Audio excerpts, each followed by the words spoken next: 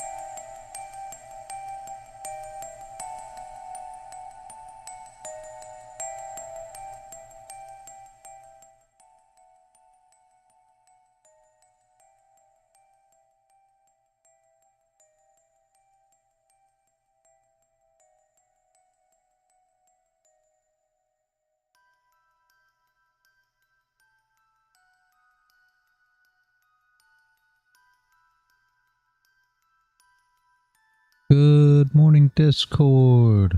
Good morning, YouTube. Good morning, Kick. Good morning, Twitch. Good morning, Rumble. Good morning, Sonny, Mr. Y. Hey, mine. Good morning, Jeremy, Aquawolf, Crown, Ace. How is everybody today? That Echo? I imagine you're out there. Good morning, ma'am. What do we got here? 80% stupid today? What? Stupid. Talk about 80% setup? I don't know. I don't watch those. Let me look. Oh, I see you changed it. I saw it. I saw it. All right, let me see about the 80% stupid. Let's see. Just kidding. Oh, yeah, you gotta... I'm dying now, Sonny. Every time. You got both to the highs. We need ups for any of it. Mr. Y. I was looking for short. There was a short setup on gold. Bounce from value area high level from Tuesday. Yeah. 3% and long on pre-London and London Open. Very nice, Mr. Y. But I was scared I saw a good one. There was a setup here. The problem was the entry was no good. You could have took... Whoops. Could have took it. The close below. The problem was this bottom wick. So you got a decent top wick. I think it was about 23 ticks. And then a move down, which worked out perfectly, you know, targeting yesterday's low. And then obviously we're looking for the recovery of the wicks below.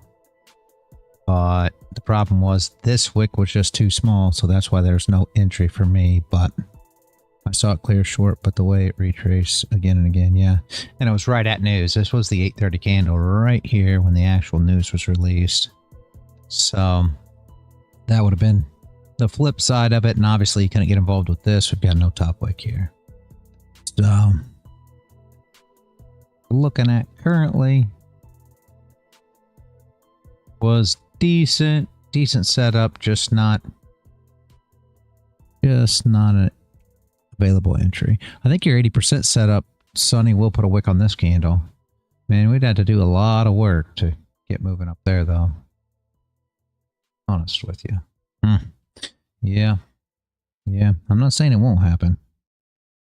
We'll see. I was a little more careful. Very bad trading in pre-London. Revenge trading. Yeah, don't do that. Watch the new video I just put out, Mr. Y. Got a lot to do with revenge. Actually, I'll drop it. Just released a new video in the Mindset series talking about exactly that. Oh, you saved the video? Okay. Yeah, grab it after the stream. Take a look at it.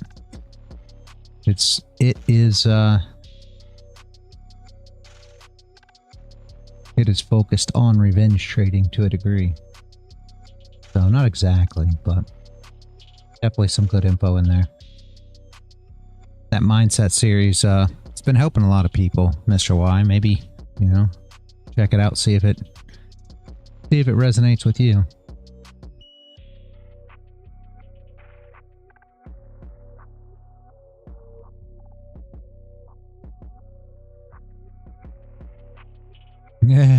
Good morning, Paul. I thought you couldn't...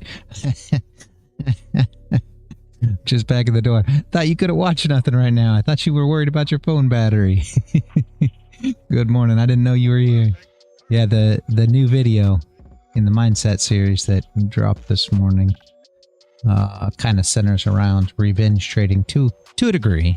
Not the whole topic, but, you know, I do hit on it a bit in the video. So whoever has not caught it yet, I would recommend to go do so.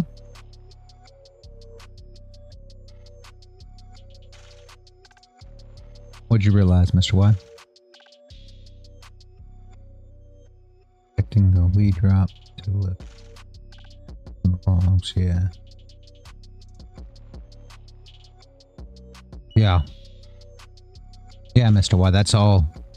That is all patience And discipline. You have to have your setup, have to have your entry. You have to wait for it, Mr. Y. That's why I say watch the mindset series. You have to do these things. You have to be patient. If you don't have a take on what's going on in the market, you don't have a setup and an entry, so you're essentially just trading blindly, then you're never going to stay consistent that way. And those losses add up. What's the biggest thing about being consistent, right? Limiting your losses. People don't realize that limiting your losses is much more important than finding more trades to win, because that's what everybody thinks. Oh, well, I got to find more trades to win. It's the only way I'm going to do better. But you got to think about it. If you take 10 trades a day, let's just say, and I'm just pulling this number out, right? And you lose 4 of them and win 6 of them, so you're hitting at a 60% rate, 10 trades, and now you take 5 trades and lose 1 and win 4.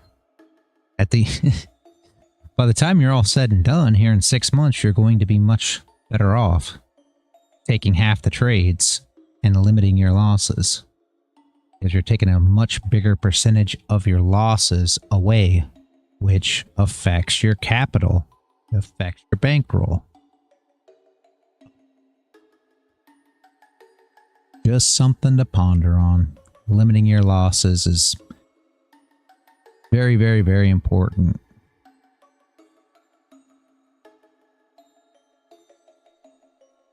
Softening.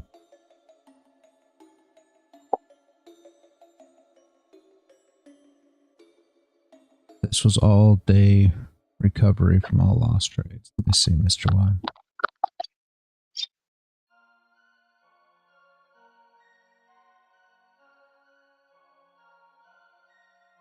Yep.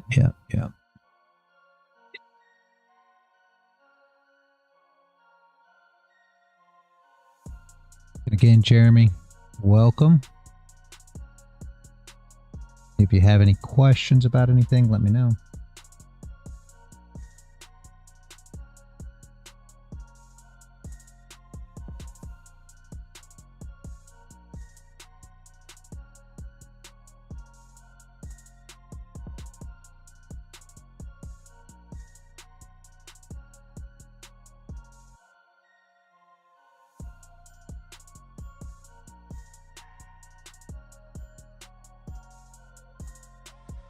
Managed to go 3 weeks this month before taking my first revenge trade. Still working on this aspect of my trading.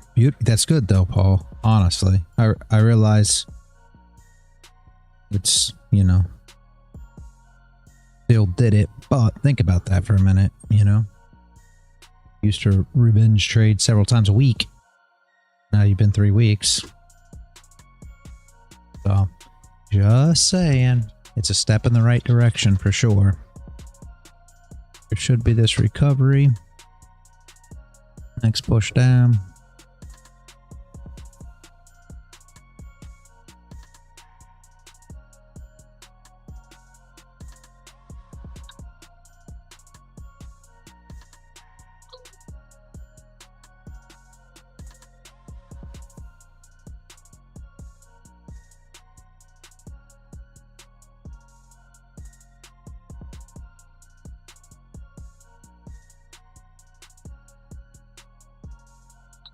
Should push down through here and put this wick on. Let's see. We should get done. Yep, aim to make it full month next time. I'm happy I've managed to get this far. Yep, roll on the next month. Absolutely. Very, very, very beautiful, Paul.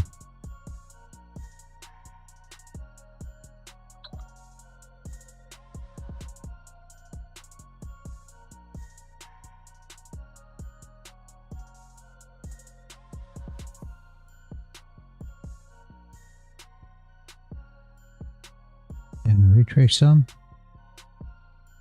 What do you mean, Mr. Y? Retrace after we put the wick on? I mean, maybe, we got 2 wicks to put on down there, so...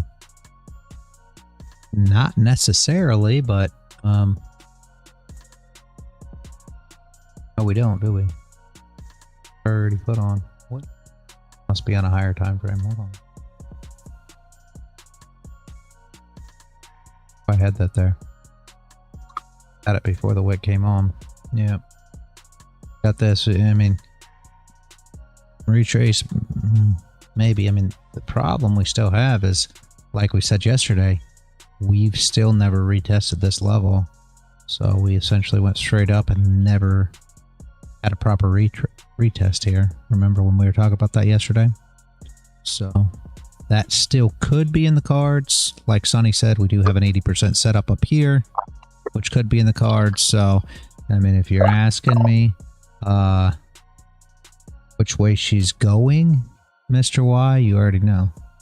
I think Eamon just asked the same thing. What's your bias and why you chose the bias? Can you explain?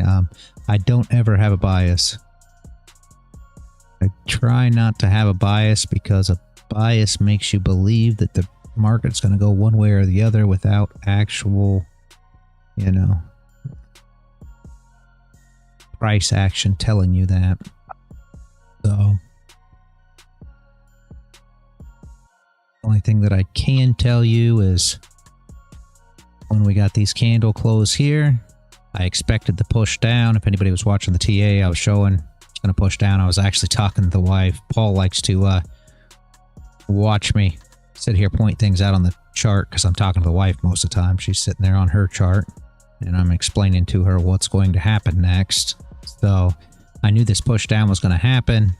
I expected once we got this candle and started pushing to a degree that we'd recover this wick here. I mean, I put this box on early this morning. I don't know, guys, maybe 6:45, 7 o'clock, something like that. So I expected we'd probably get down into this area and put that wick on. But with that being said, my bias wasn't short. If we would have came up here and started trading this way, then obviously we would have longed it instead. But this was just kind of a thought process that I have. I don't really try to be biased one way or the other just because I really think that you kind of get blinded by that. I know it sounds crazy. Ace says having a bias is sometimes my biggest downfall. Yeah, and I mean, I'm leaving YouTube. I see YouTube now makes my messages appear on Discord. And left, probably due to Trump in the polls and appearing under... What are you talking about, Aquawolf? Anyway, yeah, Ace, and it's true, right? Like, once you start believing, and this is anything in life, we're not even just talking about trading, right? And I say these things because I feel like a lot of you guys are here for the mindset side of things, but this is everything, right? When you have a bias, even in life, but we're talking about trading here, right? Then you're going to start seeing that. That's the problem. So if we think that the market's going short today, let's just say, and it starts moving up, well, what are we looking for? You know, each move up is just a retrace before it's going to dump. Why? Because we believe it's going to go down. So we're always looking for opportunities of how we're going to get short because we believe the market's going down. Whether your bias is correct or not, you're still going to be trying to find positions that support what you're thinking in your head, right? And once you get caught in that trap, you're going to be taking trades that, you know, don't necessarily even play in how the price action is moving today. So essentially, you're looking at it, you say short, and then when you look back on that and you start looking at your trades, you start telling yourself, oh man, that was long the whole time. Why did I short there? I can plainly see that was long. Why did I short there? Because in your brain, you believed that it was going to go short, that the market was going to drop. So that's all. You've basically clogged your vision with these ideals, and you'll continue on taking those short trades regardless, right? Comexo, hello, man. Oh, okay, thank you. You like your exactly in the right place. It's just the levels that we come to the chart with in the morning. I do it, you know, every morning. If you're here, when I open, I don't know if you were this morning, but every morning I do all this TA live. So I don't know how hard it is for you to get here early on. He feels the vibes. Aqua says it's all the vibes, guys. I'm not saying he's wrong. I have no idea. I don't really understand what the vibes are, but he claims it's all vibes at the end of the day. Aqua says vibes. Paul says frequencies, vibrations, I think. Frequencies, something like that. Yeah, there he is. Yeah. Silent TA is where all the real work is done. Yeah. And that's the thing. Every morning, silent TA. If you guys want to see the lines drawn out, you want to see where I get these levels at, or, you know, how I'm putting them on the chart, I do it every morning. These lines, when I open my stream in the morning, right, when you guys first see my trading view screen in the morning, that's the first time I'm looking at my trading view window as well. So you see exactly what I do every morning. And that's why I start every morning at 6 a.m. is because people wanted to see how I did these things. And I've had a few people ask me to make a video, you know, on this stuff. And I'm not saying that I won't, but the best way to see it, honestly, is in the morning, silent TA, you'll see it. You see exactly when my chart opens. I open it and I start putting my levels on here. And I mean, you guys can see it firsthand, exactly what I'm doing, exactly how I'm doing it. My top down from daily all the way down to your 30-minute levels.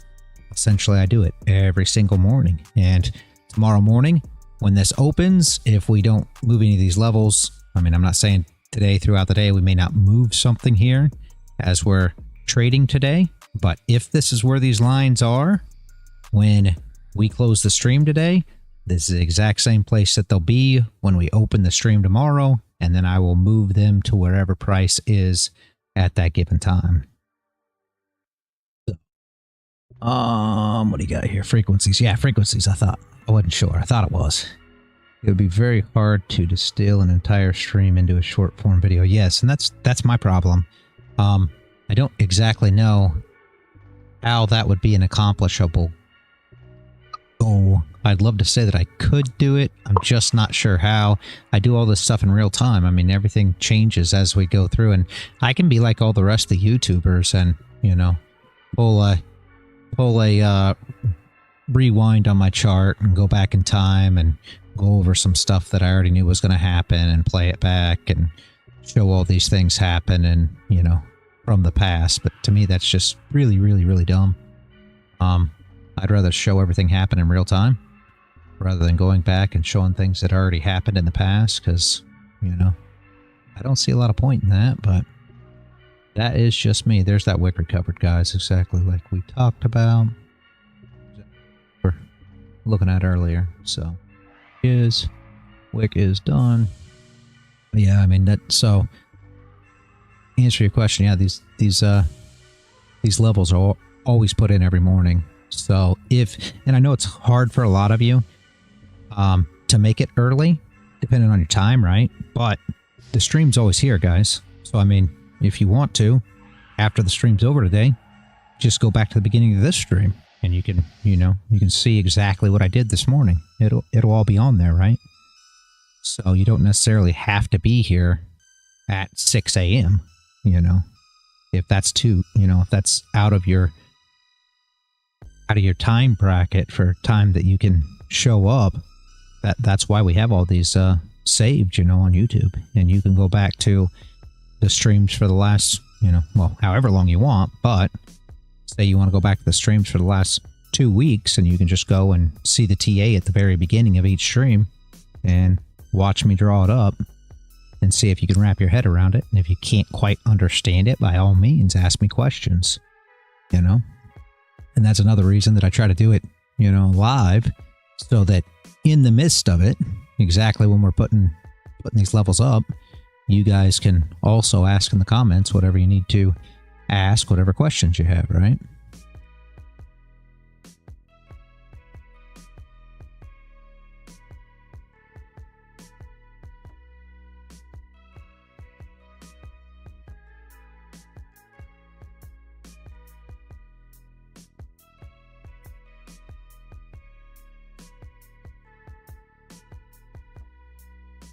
Hopefully that makes sense, guys.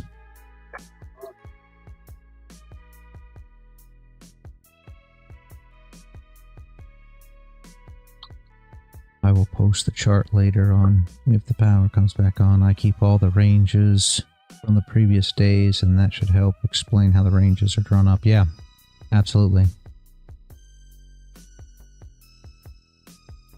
How often can we see this? Oh, channel. Okay, now that I see it, yeah. I mean, channels happen all the time, Mr. Y. If you can't necessarily see a channel, then zoom out. Be able to see it a lot more. Yeah, I mean, it happens. I mean,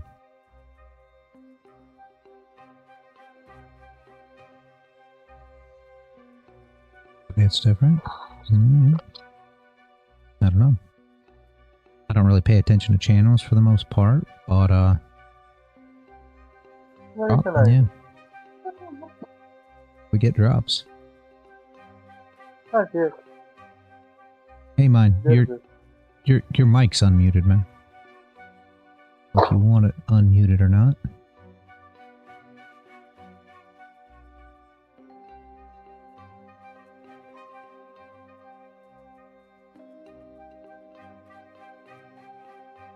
I don't know if he's here or not.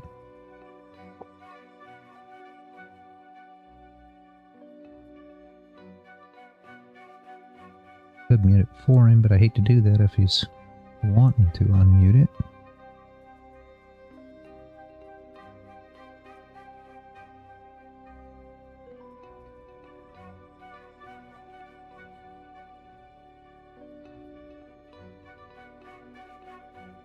I think he doesn't know, yeah. I'm wondering that myself. Not sure. I'll wait one more time, and if something comes through that I would expect that he didn't want to hear, I'll mute it. Are you there, Amine?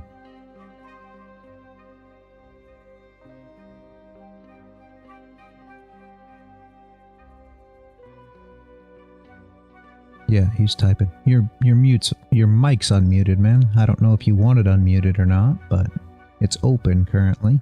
Just wanted to let you know. If you want me to mute it, I can. If you don't know how to, if you want it left open, you know, that's fine too. I was just letting you know.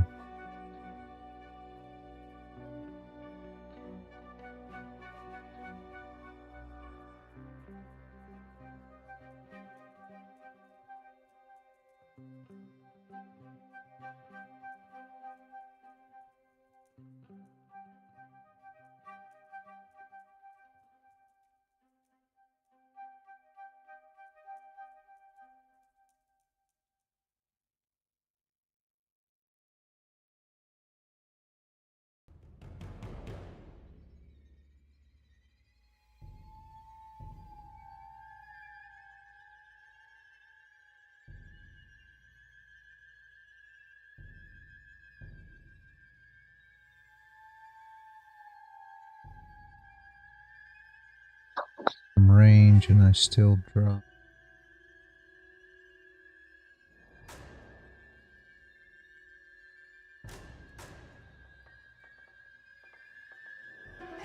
Yeah, it could have, but I mean it didn't. Is the thing.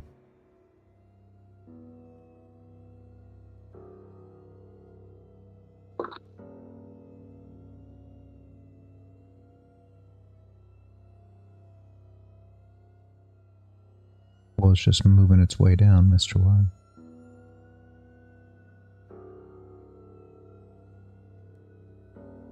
Is the video on how you mark out your charge?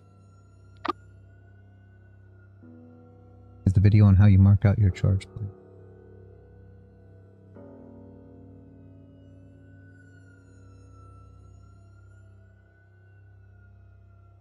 One candle. Yeah. What are you asking me, Ace? Are you asking me to,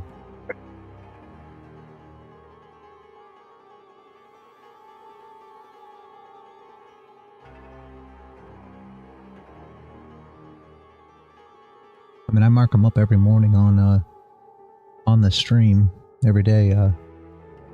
You're just looking to see me mark them up.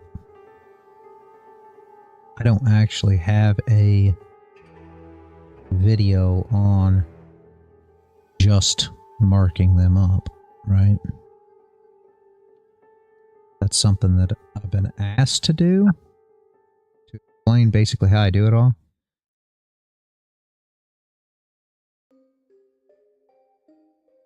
Lines on your chart that I'm referring, you're talking about, okay, if you're asking what the lines are, we can go over it, but I do mark out my ranges every morning live. So this is my range, my level, right?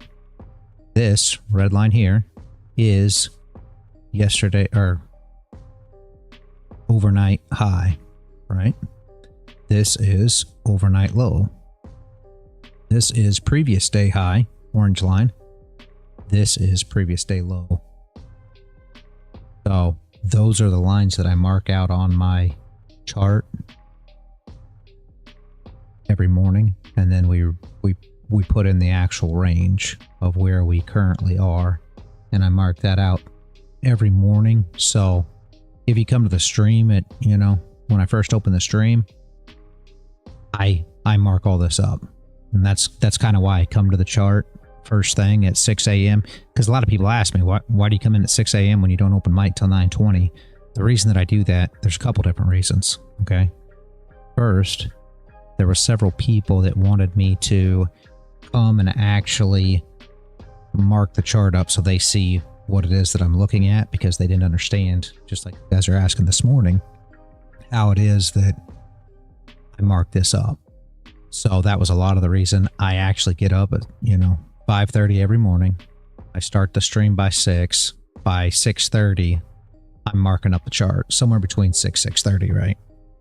That's just the time that I've always done it. It's got nothing to do with the actual stream itself. That's essentially how I've done it, right? And this is to be ready for COMEX Open. And something else, I used to just start the stream at 9 a.m., open mic at 9:20, and go on that way. Something else that I would do, though, is a lot of times that 8 o'clock, 8:20 candle, 8:30 candle, you know, one of those candles there when COMEX opened, a lot of times I was getting trades there, and people were upset because I'm not taking, you know, I'm taking the trades before the stream opened. So that was the secondary reason for opening up so early. Go ahead and mute his mic for now. If he needs it back open, he can let me know. So that's why I come in. But I mean, if anybody wants to see how I mark up the chart, all you gotta do is go to, you know, the beginning of this stream, the beginning of yesterday's stream, the beginning of, you know, every stream's there. So every single live stream that we've ever had is all right there on YouTube. All you got to do is go to the channel, go to live streams, and you can see every single markup every day, and that should help a bunch. And then if you have any questions, obviously come back and go through the questions. It may be a lot to take in just this afternoon or something, so maybe over the weekend, you know, go back, catch a month worth of streams, just look at the very beginning. You should be able to see everything within the first, you know, 45 minutes of the stream, half an hour, 45 minutes. You should be able to catch all of my marking up the chart before the stream starts. So, or just continue to show up every day, and we'll do it every morning. And if you have the time that allows you to show up at, you know, first thing in the morning to see me mark it up, then that's even better, in my opinion, because you're seeing it live every day. But if we close the stream, and I'm not going to tell you that we're not going to move this, we may move this because our price is moving. Essentially, we should be about here now. So, and our top would be about here. But if we leave today and these lines are still right here, right? Which, I mean, we'll look at it and see, but then tomorrow morning when we start, Friday morning, these lines will be here. All right, all these lines will be in the exact same place tomorrow morning when I open this chart, and we'll move them to wherever the price action is at that time.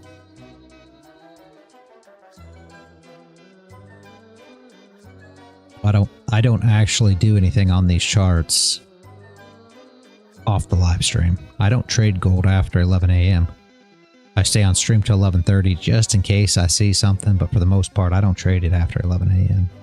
So you guys see everything that I do here on the live stream. You see when I first come to the charts, and essentially you see when I leave the gold chart alone.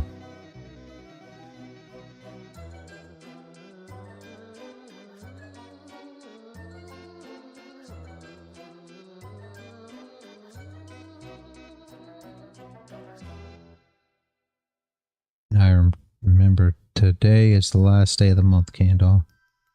This is by the weird price in New York. Yeah, and JJ doesn't even trade end of month. There's several reasons behind that. It does get a little crazy. It doesn't bother me any. I saw the video of the reality hack. Best way I have seen, but forget the indicator. Did you use? You have to get a premium trading view? I don't think so. No, I don't think so. I mean, it's right here. Where's it at? Give me a second. I'll show you, because I'm not sure either. I've got it saved as a favorite, so I don't know exactly where it is. Right here. So on your trading view, if you come down to 1, 2, 3, 4, 5 down, click it out. It is right there. Fixed volume profile. And I've got it saved, so I never look for it. I've got it right. I don't think you start. No. So I've got it right here. I pull it from, I've got a toolbar down here. I could pull it onto the chart maybe. No, you guys can't see it because of the window and the way the window feeds to you guys. But yeah, I've just got a toolbar right at the bottom of my chart, because when you save these, right, each one of these that you star gives you a toolbar, and then you can take that toolbar and put it wherever you want on your chart. And I keep a toolbar that's got all my favorited, you know, tools on it. And then I can just push it from there rather than having to go into the sidebar. But yeah, that's where it's at. So yeah, I know his speaker's muted, but he's never I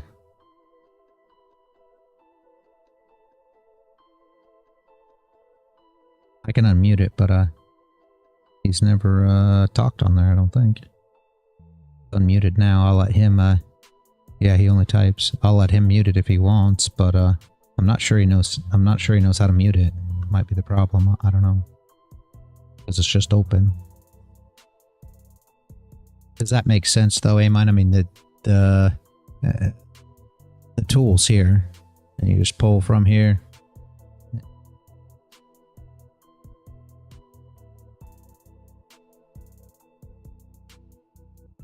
Yeah, he was here because he just asked a question, Mr. Y. I just don't know if he knows how to mute his mic. Not sure on that one. All right.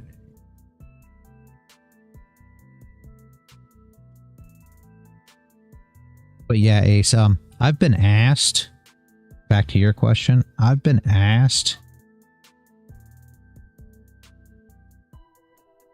Okay, do you want me to remute it? Amine? Because it's unmuted now. If you can mute it yourself, go ahead. If not, I'll mute it. Whatever you want to do. Just let me know. Back to your question, Ace. I have been asked in the YouTube comments to put out a video. You know, how I draw out the levels. And I've been putting out a lot of videos, so part of it is I don't necessarily have the time to do it, but number two, I try to do it live every day, thinking that will be a lot more useful than, you know, talking about a video that's in past tense. But I don't know. There's our level retest that we spoke about yesterday. So we tapped that now. Hopefully that makes sense. Okay. That works, Ace. Like I said, I think that's the best way to do it myself, only because you get to see it in real time and see what's actually happening right now. Part of my problem with a lot of the YouTube gurus, or even anything, right? Anybody that's trying to sell you a course or sell you mentorship or a you know a paid Discord or whatever else, and just so I hit on this right now, I charge nothing for anything, guys. So if anybody ever approaches you saying that they're me and asks you for money, it's definitely not me. Know that it's a scammer, because I charge for nothing ever. Anyway, what they always do, Ace, is show you stuff that's already happened. Anybody can come in and show you a trade that's already played out. I mean, you can do it. So if that's all it takes to teach somebody how to trade, is to go in the past and show you how something, you know, happened, it's very, very, very dumb. So just my thoughts, and I just don't prefer to show a lot of things past tense. I try to, even my videos that are educational, normally all of my educational videos are pulled out of these live streams. So if you go back and look at them, almost everything is essentially pulled out of a live stream. Why? Because that was in real time what was happening. Not, I went back in a chart and started showing examples of something that's already taken place. It's just, you know, one of those things. Once you're in the charts enough and you see how easy it is to go back, and, you know, it's easy to predict the future when you already know what's going to happen. But either way, good morning, Net Echo. You can go back and watch the first few minutes of the live streams. It's just silent. No explanation. Maybe just a... Yeah. With labels and lines would help put the puzzle together. Yeah, that'd be an interesting. I'm gonna go ahead and grab this over for this level here. Bottom. Weekly open, here we come. And you see this you guys that have been here.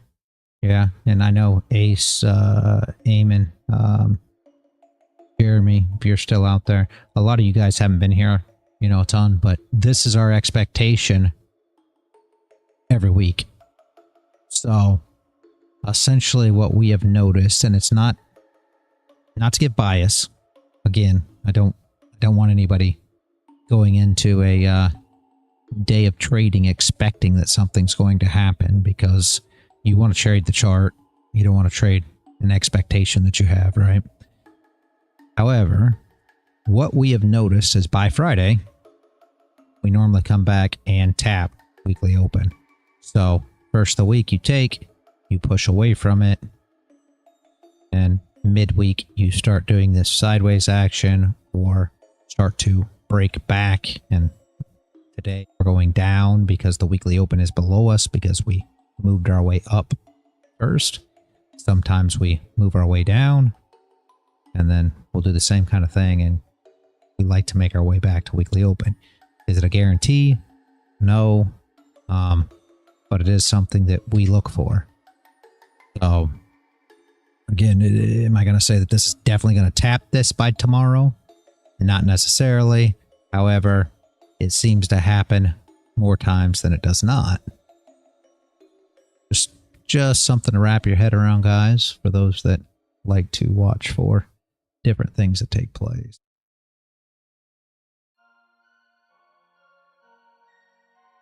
Yeah.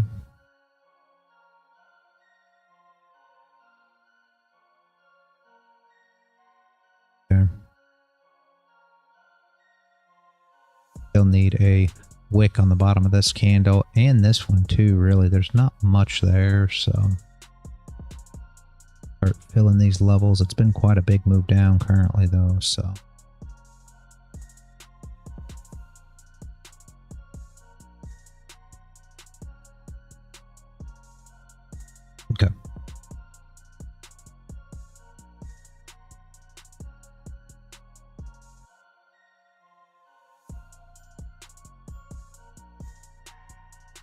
for me, trading today is done. That works, Mr. Y. Nothing wrong with that.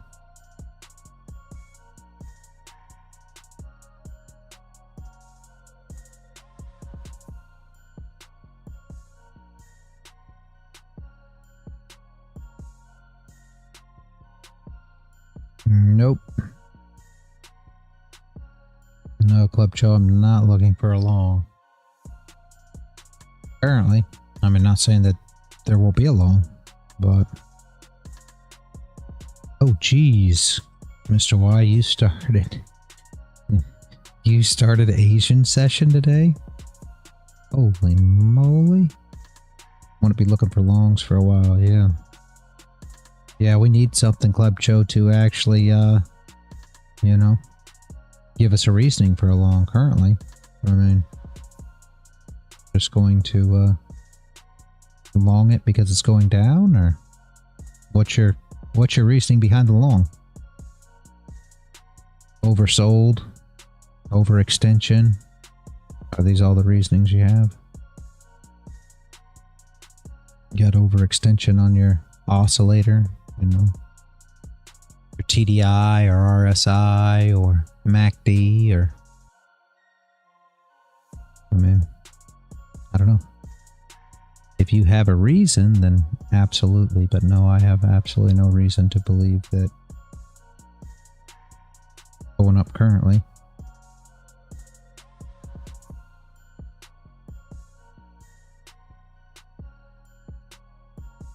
However, if we get a nice wick on the bottom of this candle right here, because a whole bunch of longs have came in, then that'll give me a perfect reason to short. Is that what you're asking me?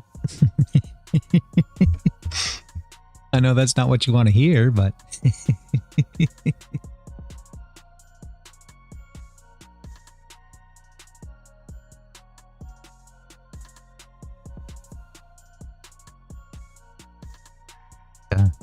Yeah, sounds like a long time to me too, Paul. I agree with you.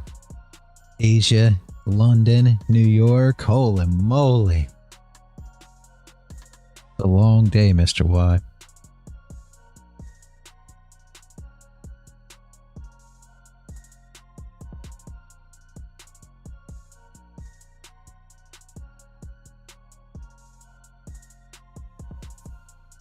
I would start feeling like I was trading crypto if I had to go to that. That was the whole reason I got out of the crypto space, Mr. Y. I don't want 3 full-time jobs anymore.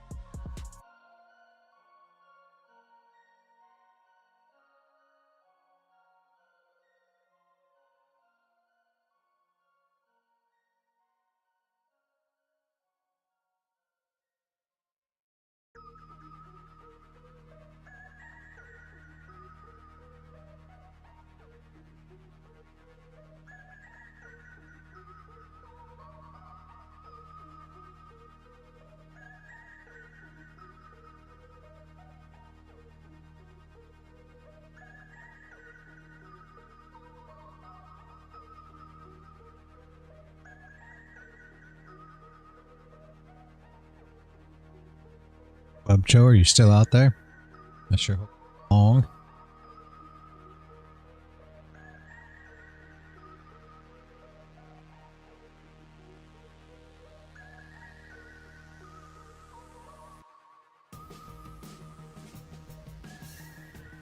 Or you have a stop that's below this level, one or the other.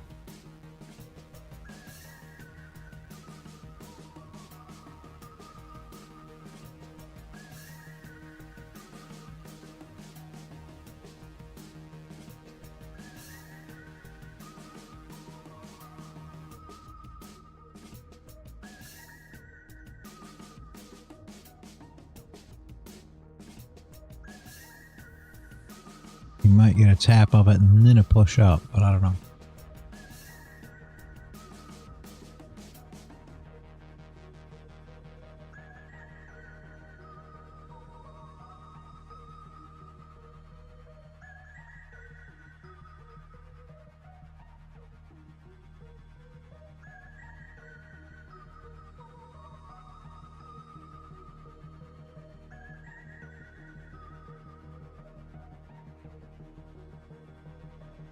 I sure hope he wasn't long. We talked about this last time when he was in the middle of this thing. I think it was the same thing. He came in and asked me if we were looking for longs, and I told him no. And then he came back later after he dumped a ton and was super upset. Nasdaq's falling like gold too. Oof, you ain't lying. Holy moly. Nasdaq's falling apart. Wow.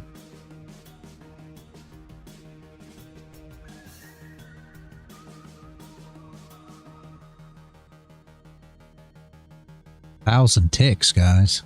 Are you for real? What is going on? Sonny, is this the Donald Dump trade? We already missed it. What is going on here? The election already over with, Sonny?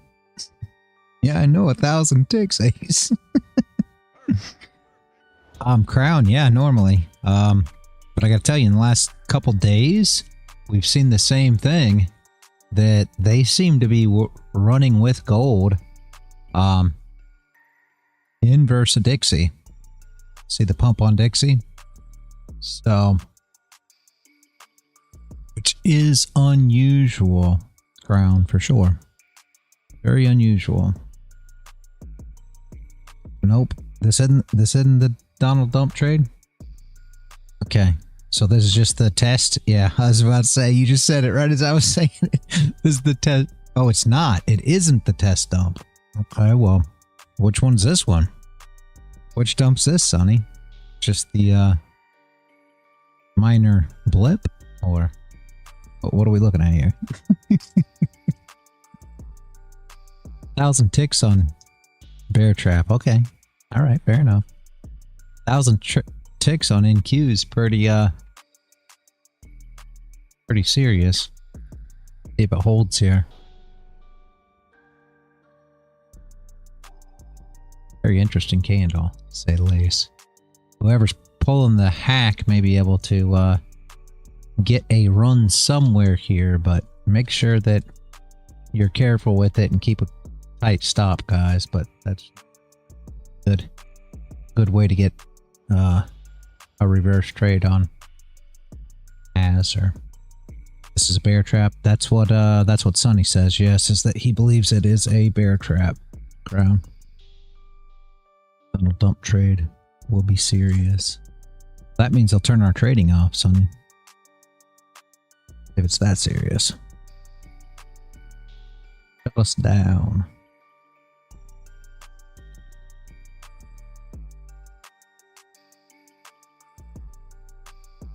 How big of a move up is he expecting? Are you talking about an NQ Crown or?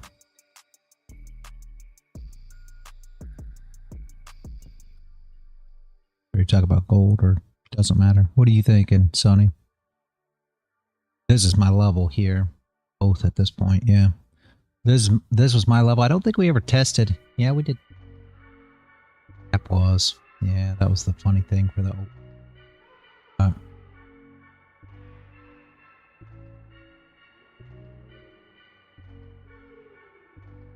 did we ever get an actual test? Should we get down here to put a wick on this for a test of this area for our move? What are you thinking, Sonny? That's what Crown's asking over on YouTube. What are you thinking of the move up after the bear trap here? If you guys are using the hack, you probably are seeing, I mean, I don't even have to pull these things to see that you're probably seeing potential entry coming in.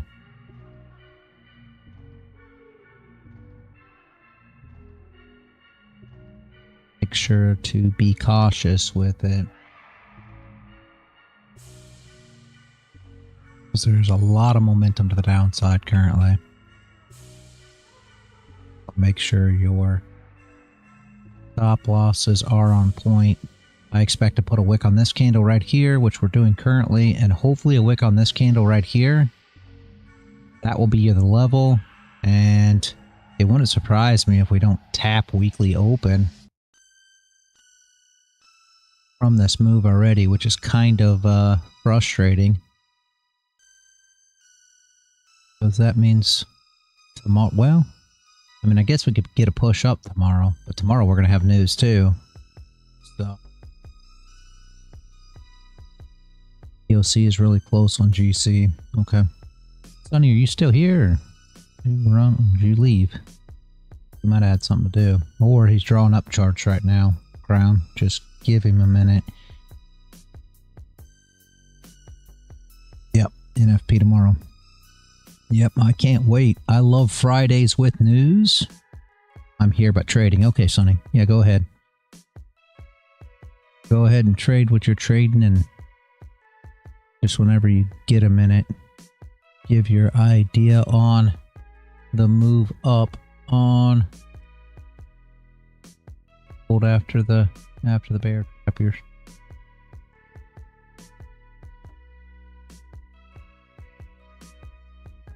Guys, first has recovered. Next one, then see if we're gonna hold or gold and NQ, or either or. Whatever you want to, whatever your thoughts are, Sonny. Yes. Are you suggesting, or? Yes.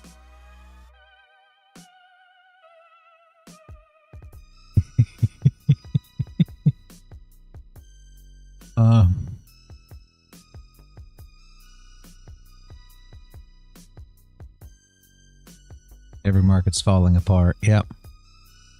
Yep. NQ is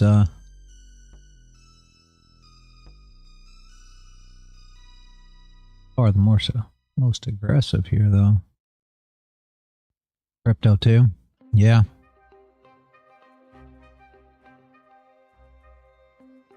Yeah, I haven't even got a BTC chart up anymore. Is this the start of the next World War? Crown, I don't think so. I hope not.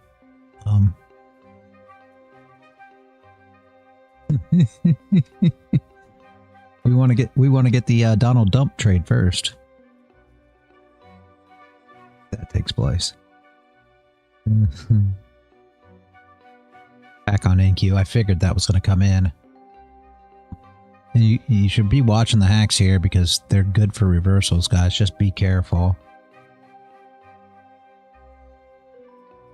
Yeah, and you can get trapped easy, so be super careful. But all these things should still play out, honestly.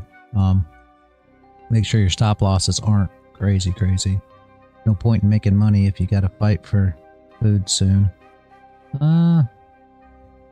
Yeah, I don't know if that will be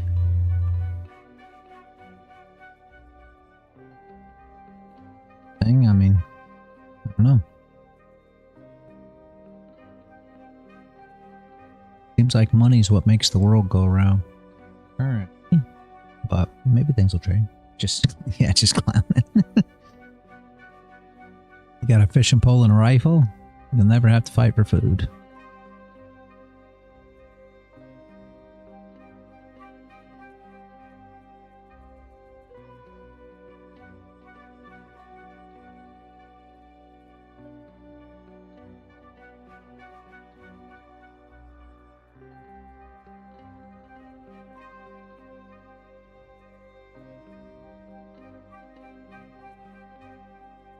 Axe, bow and arrow ready to go. That works. That'll work too.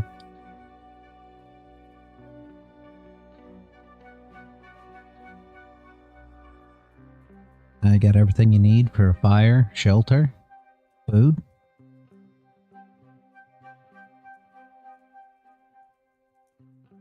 I think it's some way of fishing though. Of course, I don't know where you're at, so I don't know if you got a lot of water around you or not, but fishing's always good because you can fish. Well, fishing's like trapping. It's something that you can do all day, every day without having to be present. Oops. What do you? Full line fishing. Yeah, you can do that too, but you got to be present that way. But yeah. Hold on, flip the candles. Yeah. I mean, we're at the level. I'm not a huge fan of it. The stop loss is going to be far too big, Aquawolf, but completely up to you. You're going to have an 83 tick stop loss. It is viable. You got no bottom wick here. You did tap the level perfectly. And you're going to close above. You know, I mean, you got to close above already, but yeah, I mean, but that stop loss is far too big. Tax invalidated for NQ, so she's still going down. Pulls above the 50 with a top wick. Big wick rejection at the 200 for Dixie. He might flip here. You think longable now? Club Joe, the problem is your stop loss right now. We're right here in this range, so here's what we're looking at, right? Currently, you're here. However you want to slice it. Currently, we're right here. That's what we're looking at. So that's the level we're trading. Right here. So is it longable? Number one, stop loss is too big here. I would hope to get up into this area in order to long it back up. Clean recovery of this candle, right? That's going to be your recovery. Expecting to grab a wick here. So if you're patient enough to be able to get involved, yes. If it gives you a setup and an entry, yes. For the recovery of this candle, you've got nice range to recover here. You know? 100 plus ticks, 120 ticks. But you have to be patient enough to get up into this area. Can this flip and just push up there? Absolutely. And is it a mistrade? No, not really. You can't get involved here. I can't anyway, so it's not a mistrade for me.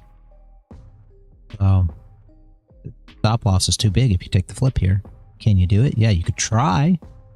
Here's your issue though. Top of the range, right? So you're going to risk 83 ticks for 31. You know? That's tough. Let's see, what if I made? Thinking I will only trade easy one. Not this confused. 57.51 where my long order was placed on ES. 57.51. Oh, so you still got a ways down then, is what you're saying. So you're expecting a reversal down there. Gap on SPY. Gotcha. So there you go, Crown. Sunny's looking 57.51 for reversal. I'll go ahead and draw that up, Sunny. Everybody knows. 57.51.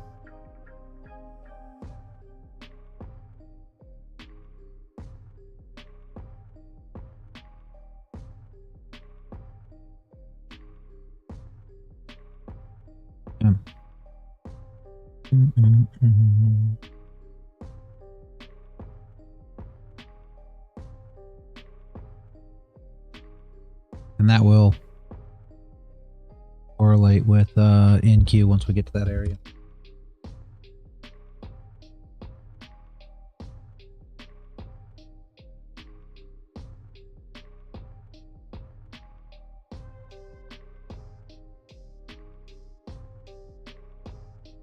Well, there you go. For whoever wants to pay attention there. If we can get there today. Well, you see what I'm saying though, Klepcho? Essentially what you're looking at is a flip of this candle, right? So if you flip this candle, then you're going to have to put your stop loss below the low, which is going to give you 82, 83 tick stop loss, right? And the anticipation of recovery here, you know, not saying it won't run, but you're looking at about 31, 32 ticks to the top of the range. To where what you should, I mean, what I will look for if you want a perfect setup, right, is for this candle to flip. Let's just draw it in here. Here's what would be lovely to see. You want this candle to flip, go up like, say, we'll go ahead and make that green just so everybody can see it. Okay. Go up like that. We get a top wick. And then what are we looking for? Next candle to come in. All right. Drive down. Of course, that'll be red. Get your bottom wick. And then what do we look for? The flip. And once we flip, again, enter long. Stop below the bottom of the wick. Targeting these highs. You know, probably honestly putting a wick on here. So just say targeting this range per se. And that would be your trade. So you enter right here on this flip. If everything goes as planned, that would be the trade that you're looking for. Expecting something like this. And then this bottom wick will, top wick will look something like that.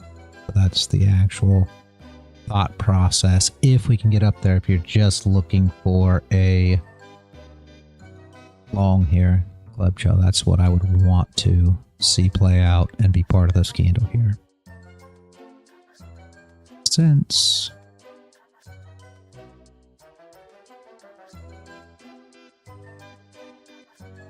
Let's see how close to that we can make these things happen here. And again, you could take just the flip of this candle and run with it. I'm not telling you you can't. I'm just telling you it's super more risky, right? Would be cool, yeah, absolutely.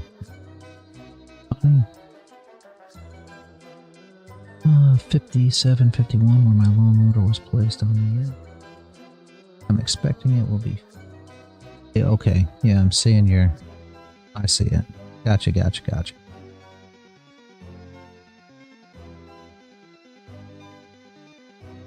Looks good, Sonny. Makes sense. Nice.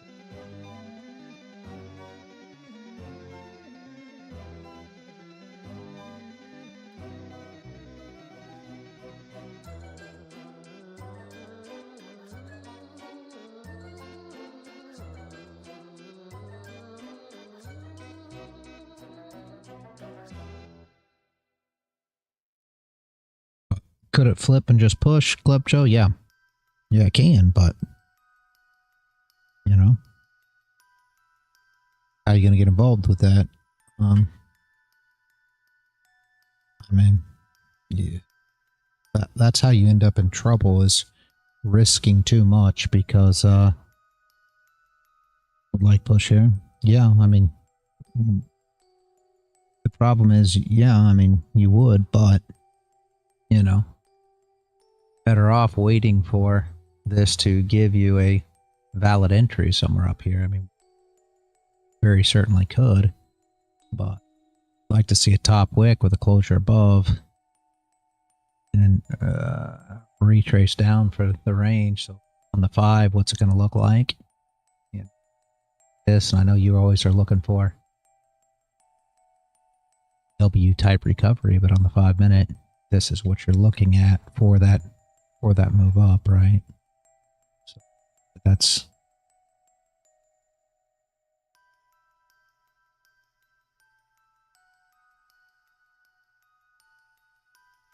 not much time. Also 11 minutes. Yeah, you get, yeah, for the 30. I mean, you want a top wick. Again, the hour would even be better, but it wouldn't be the worst thing if this thing runs around here sideways. And why? Because you want to see the shorts get involved. Now, what are the shorts looking at this as currently? They're expecting that this is just a retrace continuation. So they're wanting to short once we come back up. All the people who are thinking this is short. So they're looking for this retrace to try to short into this area. So essentially what we'll be doing is trying to trade into their stop losses if it plays as looking at it here for the long. Why? Because we don't want to go long unless everybody else is short. But does that play out? Possibly not. Where are your longs at? Your longs are here. So we've got the same sort of situation on the downside, you know. It's all in looking at how these candles build and figuring out exactly where everybody is on it.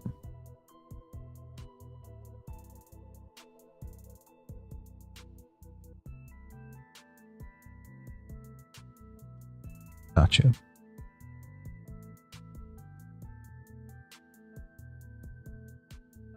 Looks good, Sonny. Looks good.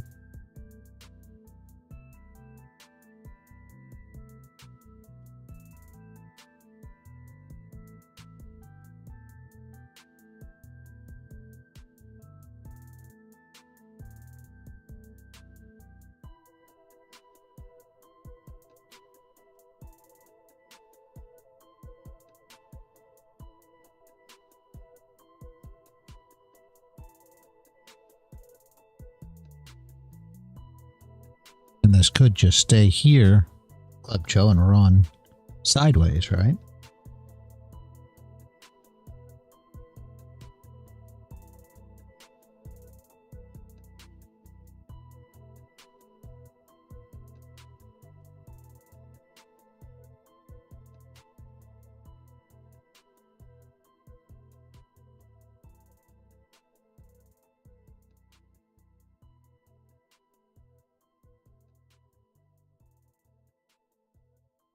That's the problem with just trying to get in, right? And just thinking, well, we're overextended. Well, if it runs sideways now for the next 3 or 4 hours, then you're stuck in this thing.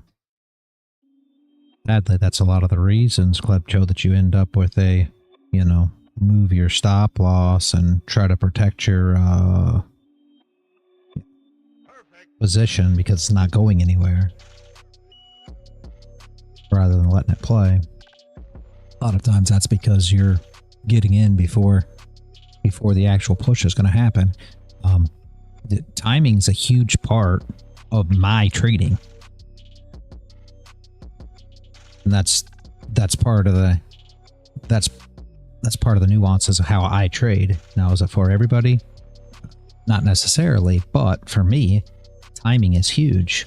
You guys see me. I don't expect to be in a trade any more than 15 minutes. And that's a long time for me. They're normally over in under 5 minutes. Why? Because I expect the push, when I'm trading through the stop losses. So my trade plays out normally not too long after I enter it. Because for me, timing is a ton of it, right? Wolf, I think most retail traders look for the reversal and to start longing. They long on all these different levels based on order blocks and levels and whatnot to try and catch a good entry. So the market will probably do them a favor and run with them for a bit. So they get excited and then they get shaken out. Yep. After having grabbed all the liquidity, it will make the move up. That's my theory. Wolf, that absolutely. That is a great theory. So basically, I think this is a bear trap, Sonny says, but don't forget, always trade what you see, not what you believe is going to happen. Absolutely, Sonny, 100% true. You can have a thought in your head, and I'm not telling anybody not to have thought. Like, I mean, as we just spoke earlier, when we were talking about the weekly open, right? Hey, we have a thought process that the weekly open, something that gets tapped by the end of the week, by Friday, we're going to tap weekly open. So you can have that thought process, right? But still make sure that you trade what you see on this chart rather than just trading what your bias is, because you'll get yourself caught up in the thought that it's going to do this. And believe it or not, this isn't just Trading, this is everything in life, guys. Everything. If you believe something, if you have bias for something in your life, no matter what it is you're doing, you're going to start seeing things that support that theory. It's just the ABCs of life. If you're you know, playing at the poker table and you believe a guy that's sitting across from you bluffs a lot, you're going to start seeing bluffs and calling him on his hands and getting crushed, because instead of playing your hand, instead of playing what his range is, instead of playing what his emotions are, you're playing in thoughts that he's just bluffing you. The problem is he can come up with hands, but you're so fixed, you know, you're so fixated on the fact that he's bluffing you that you're going to lose all your capital, all your buy-in, all your bankroll, whatever you want to say, calling this guy because you're convinced he's bluffing you. Same thing happens when you come to the charts. You look at it, you're convinced it's going down. You're going to see it. You're going to see in the chart entries, reasons that you can get involved because it's going down. It's just how the human brain works, sadly. So be super, super careful with that one. Again, I'm not saying don't think long, don't think short. I'm saying don't fixate it. Don't fixate on it to the point that you're making poor choices just because you believe it to your core, rather than thinking about what's actually going on in the chart. Mind to explain the term bear? That is for Sunny.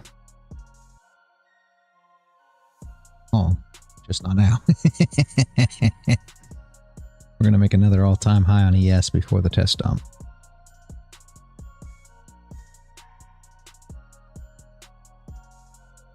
What he's saying is they're trapping all the shorts. They're coming down, inducing shorts. They're going to trap them and then come up, sweep the stops, make an all-time high. Give you a test dump to say, hey, this is the way we're going.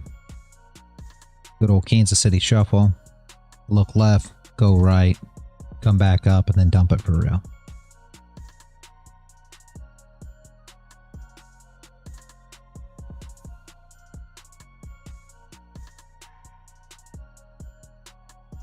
Exactly.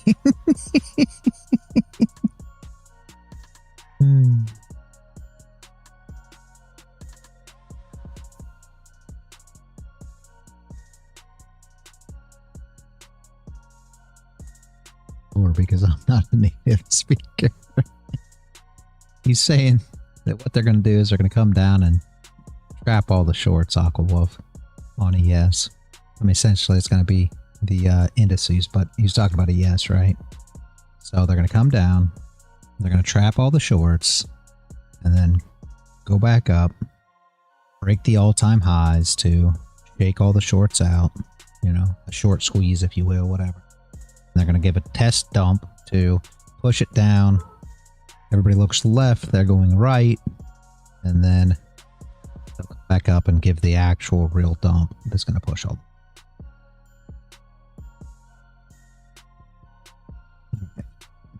Got it. Okay.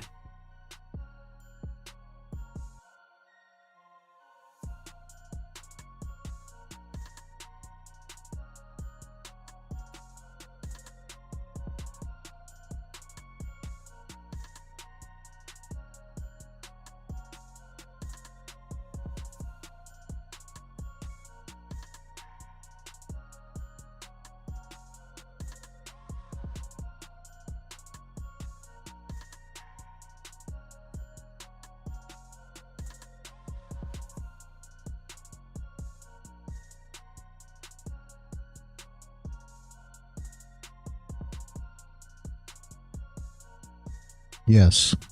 Yep. Everything's dumping without top wicks. Pure manipulation.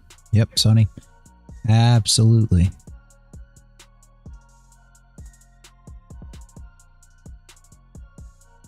I'm glad people are paying attention to the wicks now. I think that's something that that most people missed along the way.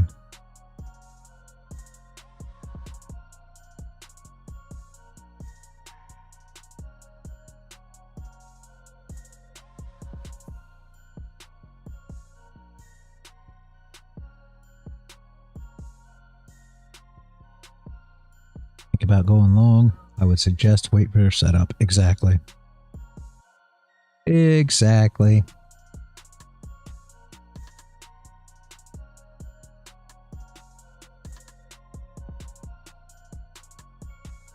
And that's the whole thing, guys. You can have these thoughts in your bones, or where's Man Poor? Haven't seen him. He was just here a few days ago, Aqua Wolf, but he doesn't come out. He doesn't come out a lot. Not gonna miss anything. Market will be open tomorrow. Exactly, Sonny. Yep. Could not say it better myself. Sonny's exactly right. Great, great, great information, guys. I mean, you can feel it in your bones, right? You can know that the market's going to go up. And then the funny part about it is, you can say, oh my gosh, I know it's going to go up. Club Cho, I'm talking to you. Then, it goes up, right? There's no setup. There's no entry. And it goes up and you say, oh my gosh, I just missed it. I knew it. I knew it was going to go up.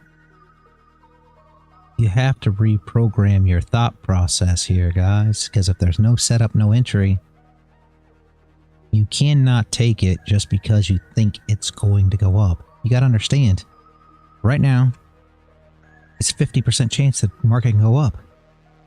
So if you flip a coin right now, I can tell you. Hold on. If you flip a coin right now and you say it's going to be heads and it's heads, does that mean you're a master coin flipper now? Are you some kind of master caller of, you know? No, it's random, guys. That's why you want to set up an entry, because it's super, super, super random. Just because you say the market's going to go up, absolutely can go up. You know, just because you say the market's going to go down, absolutely can go down. At the end of the day, there's a 50% chance that it could do either or. It's just like flipping a coin. So don't be, you know, so fixated on the fact that, oh, I said it was going to go up and look, it did. Make sure that you look for a reason to actually enter a trade. Make sure that you're paying attention to where your stop loss is, where your entry is. You're not over risking, and you have a setup and entry that is repeatable, because this trade doesn't matter. If you win a trade right now, it means nothing. Who cares? It's just like losing a trade. It doesn't matter. Who cares? It shouldn't if you're not over risking. You want your setup, you want your entry, so that that is repeatable and you can have consistency over the long haul, because that's what it's all about. You want to make money. You want to be making money. You want to still be in this market making money in 6 months, a year, 10 years, 20 years. You still want to be here trading, making money. This one trade shouldn't make you or break you. It shouldn't really matter. You will not care about this trade that you take right here in 10 years. Won't even remember it. Doesn't even matter. Make sure you look at it like that, rather than, you know, this was the one that got away for whatever reason. Who cares? You won't remember that in a year either. It doesn't matter. I mean, it's, you want to set up, you want to entry. Go ahead, Clip Joe. What's up? So basically, when it's about me, like, let's say I know that it will go up, but for example, I enter too early and I get like caught up because, let's say, I was trying to catch a knife, and literally I had situation like this today and I lost yesterday's profit. I'm not like really mad at myself, because I know like what am I doing, that it's risky. But I was expecting, you know, retrace up, etc. We had a nice 30-minute candle also flipped, but didn't close this flip. And yeah, I lost today basically $168. I'm still like looking for opportunity to long.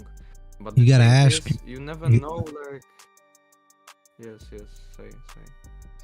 You got to ask yourself, why did you lose the trade that you lost? Did you have your setup and your entry there? Was it a proper reason to enter, or did you just enter because it's came down so much it has to go up? Basically, I had some volume profile. There was a green vector candle, a bit recovered, and yeah, didn't went well. Okay. And let's say right now we have on lower time frame again some liquidation grab, and still I'm like thinking about the trying to catch it, but it's risky. Like I know, like I already lost something today. Do you have a Yeah, but do you have a limit for your loss? Like, do you have a 2 trade limit or a amount limit or something? So basically daily it's Okay. 750. Okay. And overall is 1500. So I'm not like in bad situation when it's about like daily loss limit or something like this, because Well, is I'm that far is away that from it, like $600. is that your firm though, or is that you? I'm talking about limits that you set on yourself. I don't care what the No, it's what the not company a asks. term. No, what's your Me, when it's about limits? me, I don't think I ever set some kind of limit. When I see that it's going like really bad, then I'm like, okay, let's, I don't know, don't trade because this market moving kind of weird, etc. So I think I don't have some kind of limit like this. You probably need that. You probably yeah, need a trade or number or something that you keep, so just as a rule set for trade. yourself, just to stay disciplined, right? Yeah. Big cluster of POCs. So I don't like do some revenge trading. That's yes, true. Exactly. There's that wick, guys. But when I look on the structure, we went before the previous consolidation, like on the left, you see, and we wicked them, and like right now, what I would be thinking, long. Liquidation grab, okay, nice. And why is this a liquidation grab? From this consolidation on the left, because let's say we went up, people didn't took profits, and they were a lot of longs probably here, and we just wicked down below this level, let's say level.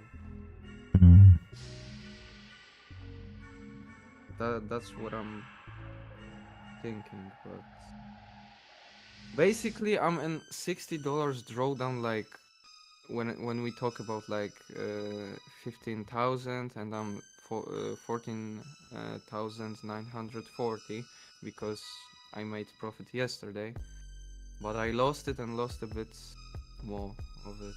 Well, I don't understand why we dropped so much today. Like, let me show you something real quick, Klepcho. And we talked about this yesterday. I don't know if you were here. I will just open your video on the YouTube because. Okay. Yeah, go ahead and do that. Okay, I did it. It'll be a little delayed, I think, on YouTube, but either way. Okay. Now. Yeah. If you look at this, right, and we talked about this yesterday. Here's where we were trading, right? And I mean, you could even say this daily level, so you can put your box here. You can do whatever you want. Here's where we were trading yesterday. And what we were talking about in this block was that this move up here wasn't supported because we never had a retest of this level, and we've never had a retest of this level. So you're really not doing anything other than just having structure, right? So you expect it to come down and test this level, which is this gray line.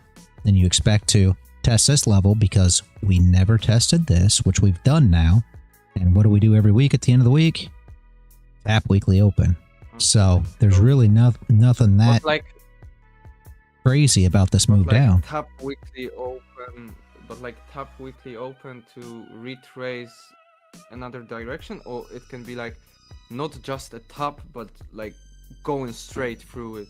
Oh well, we could go straight through it. I mean, I mean, we could go straight through it. You got this build up here. You could go straight through it. Do I expect that? I mean, no, not really. We'll see what happens once we get there. But all I'm getting at is we knew that this structure, here's the whole thing. All right, let me draw this out real quick. Just so you understand structure, right? We've got here, you trace the, the bottom, your highs, right? Say you break out, you retrace, test it, you come back up, you retest it, right? That's going to be normal structure. If you're building a house, these are your levels, and you can see these levels quite easy, guys. Here's was your first level, your second level, so on and so forth. You can see exactly how these levels are built, right? So this is what you want to see. So you come in, you test the ceiling, you test the floor, you break through the ceiling. What do you got to do? You got to retest the floor on the next level. Same thing. You break through the ceiling, you got to retest the floor on the next level. That's how you build a sturdy foundation, right? And price action is just the same. Market structure, when you're looking at this, you want to build that. However, when you see price start doing things like this to where you come up, and let's just start exactly how we did before. And we come up, we test this, and now here's our high, and we just shoot up here, never take a retest, do something like this, and we continue to go up. And obviously I can't go up any further because of my screen here, but you see what I'm saying? And you just continue to rise. You have to realize that eventually we've got to come back down and test the support. No matter how far this goes up and how much we're going. And again, people say, okay, well then you just short. Okay, so where are you going to short? You're going to short here when they faked you out to go short, thinking that this was coming back. You're going to short it here. You're going to short it here. You're going to short it here. How did you know to short there? Well, you didn't. That's the whole problem. But you got to come back down. You got to test this level. Then if it doesn't hold, well, then where are you going next? Well, now we're going to test this level. That's just how the market moves, always. So you want to make sure that when we get these big moves up, like we just did, right? We got this big move away, that we're actually retesting these levels with the move up. And you can see right here, we did not. Here's your level, came up, broke up, and bang, shot up. We never retested anything. And when we come down and retest, well, what is it? It's this level right here. So what's going to happen? If we lose that, we have no choice but to come back down and test this. There's nothing in between. And we got the same thing now from here. This is why we like to trade these, clear range candles. This is going to look like a vector candle on your chart because you're looking at the hybrid. So these are going to be red vectors coming down. And what are those? That's going to be single prints, right? That's going to be fair value gaps in SMC ICT world. That's what you're looking at here. So do we anticipate recovering these? Yes. However, you can't just say that once this one came in, okay, so we're going to recover that one. Or once this one came in, now we're going to recover that one. Look at where you would have been at. You have to have a reason that they're going to be recovered. Now, are they recovered today? Who knows? Does it come down like this? Tap here, give you a nice little range, and then break back up so that we can have a way to recover them? Possibly. But until something like that happens, you can't just say, okay, well, we're going to grab the bottom of this and one of these has got to work. You know what I mean? Where is it at? Right here? You gonna put a long order right here? I wouldn't. Can you get a reaction at move up? Possibly. But continually doing continually doing that every single time, I promise you're going to lose more than you win over a long period of time. Can it work here? Absolutely. It'd come down here, tap this right here, and make it to your TP, make it to your second TP, and now you say, oh my gosh, see, from now on, every time we tap weekly open, I'm going to long it when we're above. But it won't work over time. That's the issue. It's just not going to work. How do I, let's say, because I'm thinking about, longing weekly open, but, how can I be sure that it's, can be a, good moment to, look. You want to make sure that you have a setup and an entry, whatever that means to you, right? for you, you're set up an entry. I mean, if you're looking at this in a level aspect, right? Let's just say this is our level right here, because this is where we were before. So this is the bottom and the top of this level. So if you're looking at it in that aspect, I would wait for a close above here, first off, and then some kind of consolidation in this area to, yeah, some weekly open. No, yes, you want to tap weekly open, and then you want to close above here, and then some kind of consolidation or range put in to get people short, because the only reason you're going to go long is because people are short. Is anybody short here? I mean, in my opinion, no, because why somebody would short? Okay. So if nobody's short, obviously there are shorts coming in, but I'm just saying, if you don't have a big reason to believe that people are short so that you're trading into the short stop losses, then why are you going long? You see what I'm saying? You want shorts to be built first. And if there are shorts that were built along the way here, they're taking profit. Just saying. I mean, shorts could be involved here. Don't get me wrong, but they're taking profit. I mean, was this a matter of the market makers just turning on supply? Why? Because we got prices all the way up here. They started falling over. So what do? They offload their orders. Why? Because this is a good price to sell at here. So they start dumping orders. Price falls down. Where are they going to buy at? You know, they want to get the lowest price they can. So at what point in time are they going to start buying? Once the shorts are covering, to where shorts are coming into the market, there's fear. Everybody thinks it's going down. They buy into fear, sell into greed. It's just how it works. You should be doing the exact same thing. You need to rethink exactly how you look at it. You want to buy into fear, you want to sell into greed. And you can see it easily in these candles as to what side people are on. You start looking at how the structure is building. You start looking at where supply demand is, where support resistance is, where order blocks are coming in, bearish order blocks, you know, things of this nature. Once you start seeing traders with the opportunity of going short, and they're shorting, well, now you're looking for a way to trade into their entry and run through their stop losses so that you can go long, right? All right, bounce from weekly open, possibly sunny. I don't know. That's what we were just talking about. TPO charts actually make a lot of sense when you expand them. They don't show bodies versus wicks, just a 30-minute chart made of letters. Yeah, and you can see the wicks if you look at your periods. When you look at your letters, you can see the periods, so you know which period goes up higher. That echo. I learned all that from, well, I learned it long before when I I actually learned a lot of that from a guy up at another server, and then some from Luke, and then some from JJ.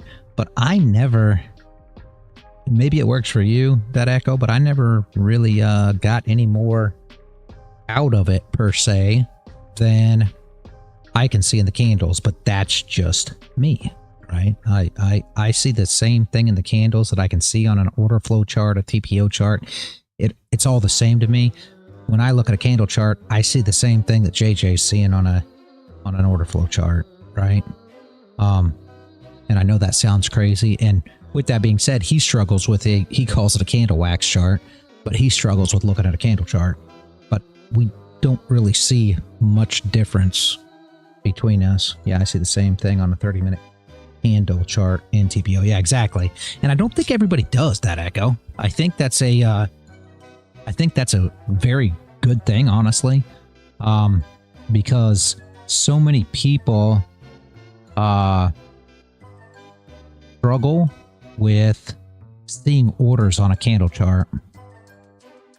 You know, kind of like a heat map. You know, a lot of people use Bookmap to see orders, but the problem with that, and I mean, I'll tell you guys right now, and Sonny can, you know, he looks at a lot. He can verify this. The problem is a lot of orders are pulled from a, you know, your heat map, book map type stuff. So when those orders are pulled, now you're looking at stuff that's not exactly clear or legit. So that becomes a big issue. And I hate to call them spoof orders. I know that's what people call them. I hate to actually call it that, but anybody can place an order anywhere, right? We can place an order wherever we want on a chart right now. That doesn't mean that we have to abide by it once it gets there. We can come here and we can place us, you know, 1,000 order long right here if we want. And once the price gets to here, we decide that we no longer want to take the order. That's the issue with it, right? What do you got here? New firm selling accounts. I don't know. It's only $5.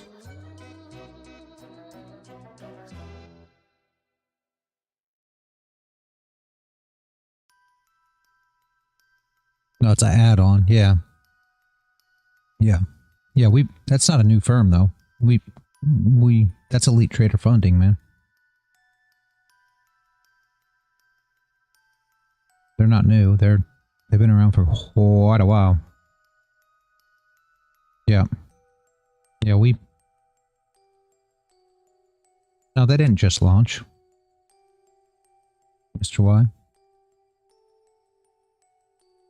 They've been around for a long, long time. They've been around as long as, I mean, I hate to say as long as Apex, but I would venture to say as long as Apex, Lilu, Bulinox, they're one of the original ones.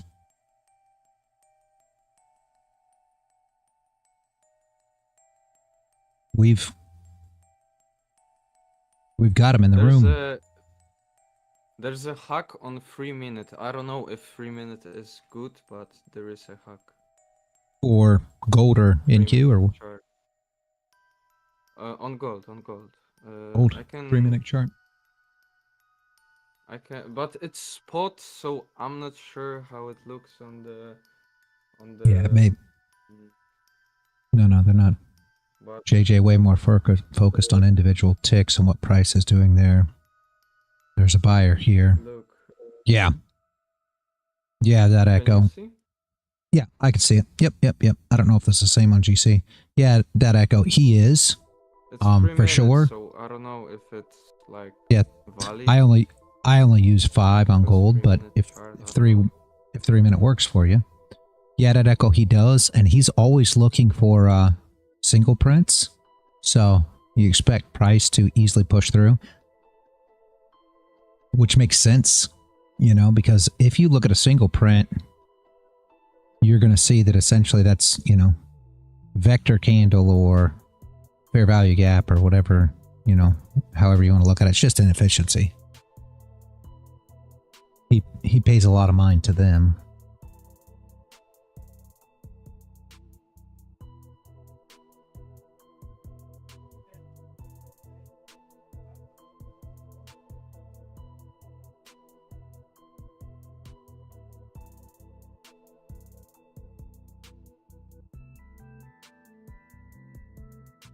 And you want to talk about somebody that trades fast, that echo. I don't know.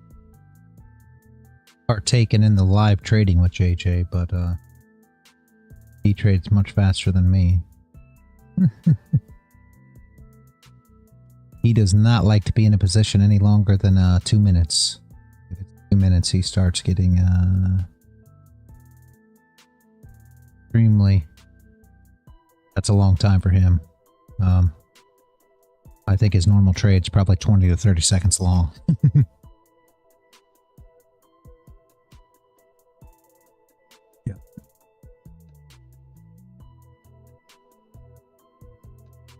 Yep. That's the thing, Sonny. The reason that JJ's like that is, like I said, he was a market maker for 30 years. So when you've been in the business, you understand why the longer time you spend in the market. A free weakness group. It's not my place to be tough. Way too serious. Yeah, it is. It is that echo. Absolutely. And I'm not by any means saying that anybody should learn per se from JJ. But what you will learn, right, from him is the fact that, you know, having extended time in the market is essentially extended risk, right? So that is what you will learn from him.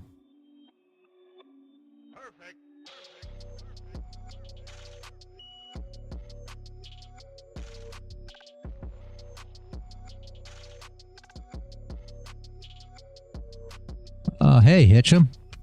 I hadn't seen you in a bit. Notice you came in. I gave you the VIP rule. I don't remember if you ever opened mic or not, but I gave you the VIP rule just in case you ever want to. You will have to leave and come back if you want to open your mic, but next time you come in or whatever, if you want to open your mic, you can. If not, you just text. It doesn't matter to me, but I know who you are, so yeah, it's been a long time. Been a long time. Good to see you back, man.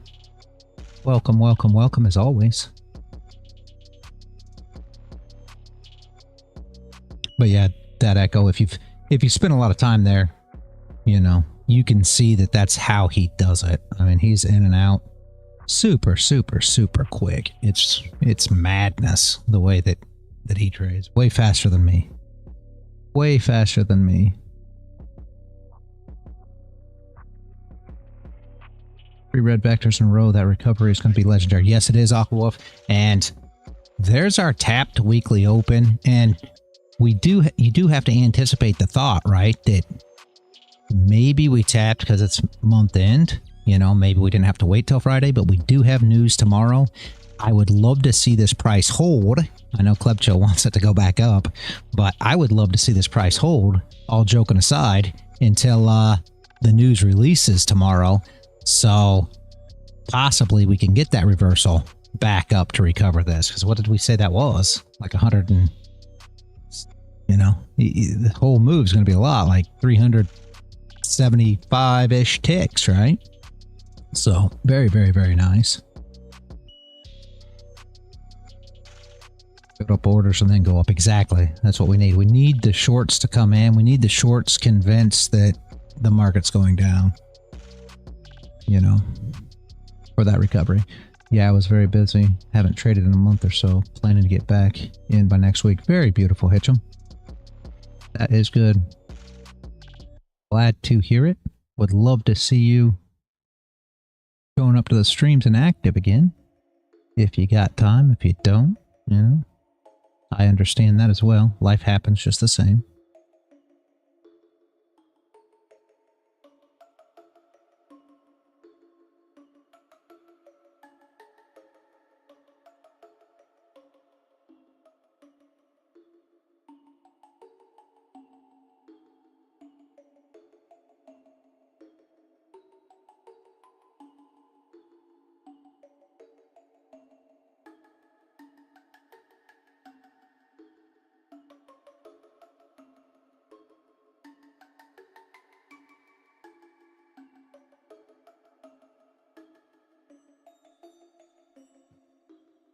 To be honest, I don't see it going up today. After this much downside momentum, a big green candle seems unlikely. But gold is gold, so yeah. Yeah, Aquawolf, I got to agree with you there.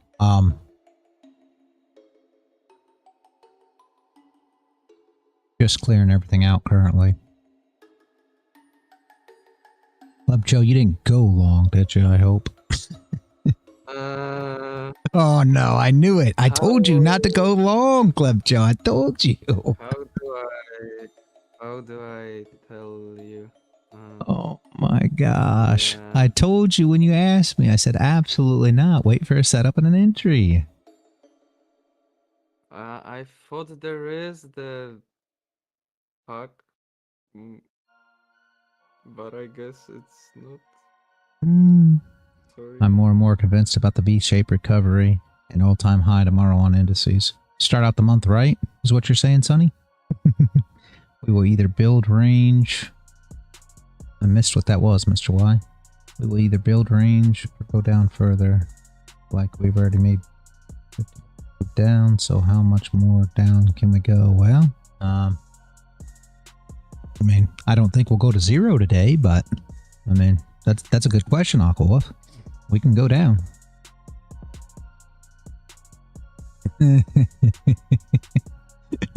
Please go back to my entry. I'll never do this again. That's what one of my videos said for the Mindset series, Club Joe. You need to go watch that.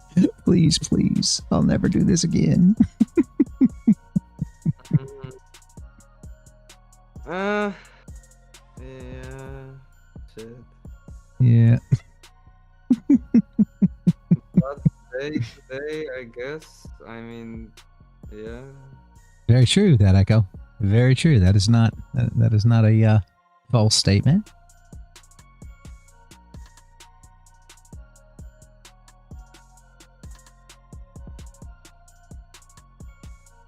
Really bad day today. And I said this, Klepcho, when you came in and you said, "Are you looking for longs?" And I said, "No, I'm not looking for longs." And then you left, and I told everybody, I said, he's going to come back, and he's going to say that he went long, and it was a bad day, just like last time we had a market dump, and he was looking for longs. No, I mean, I left because I was riding Uber, and I wasn't home yet. And I left to, like, reconnect on my PC. So, I guess I maybe missed this information, but it's still totally my fault.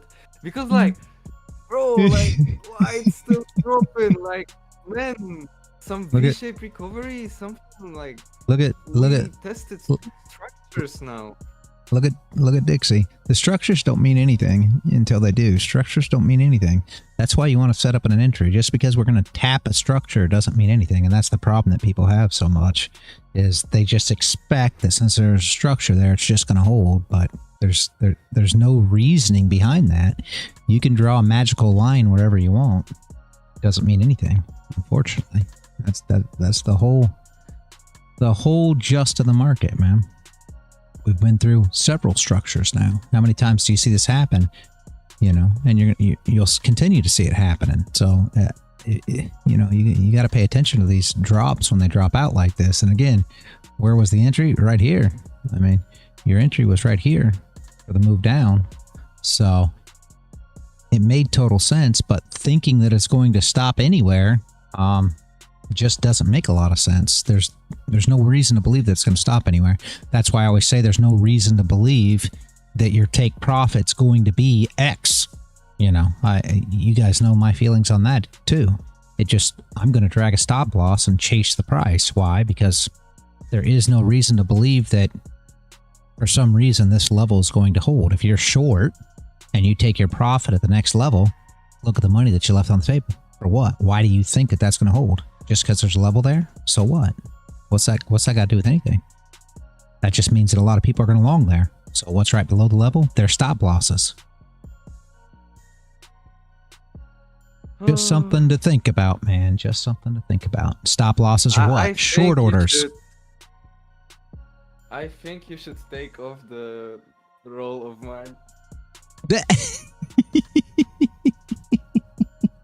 You know which one. I can take it off for now, but as soon as you pass your thing, then you have to do it. I'll put on the your I thought you passed. That, all fairness, I'll change it to the one right below that says that you're still working on your eval. I thought you passed. So there you go. You're set up. Your role's changed. Once you pass though, let me know. Drop here, Hitchum. Sure. Gotta be truthful about what's happening. I thought you passed. I don't know, but like, I don't know, those phases too. You have lower profit target, but those accounts, I think it's something like mentally, those accounts are way, like, for real, like, once I breached, now it's again not looking good, I would say. I don't know, it's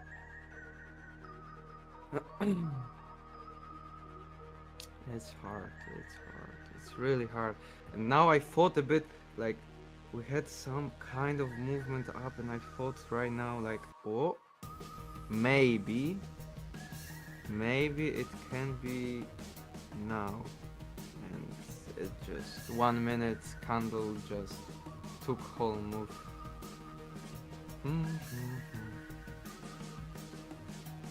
Yeah, and she's dropping. Yep. Let's do Oh, it. ES is almost there, Sonny? Oh, you're not kidding. All right, guys, everybody that is following along here, chart is up. Sonny's POI is about to get tapped. Are you looking for a close, Sonny, or you got 24 minutes, or just a entry for fun? We'll run along with it.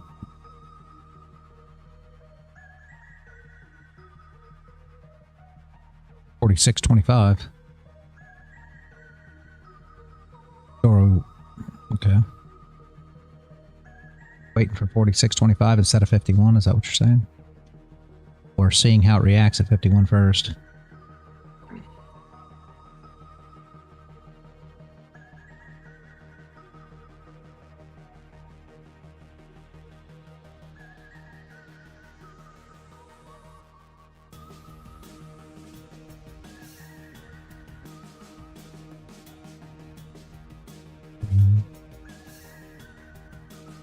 I don't know why. Why do Oh. I like? Okay, so It's we're not changed to the first time 46.25. There. Okay. What's up, It's Club not Joe? the I'm sorry. first time when I. It's not the first time when I tried to, like, you know, catch the falling knife. Wait, be right back 1 second. Okay. Okay. 25 minutes left for the candle. Usually they reverse it with the next one. Yep. Close with no bottom wick would be super, super, super great here, guys. Like we've seen before. Close no bottom wick. Next candle comes in, drives down first, flips candle for a move up would be great in this area. See what we can do here.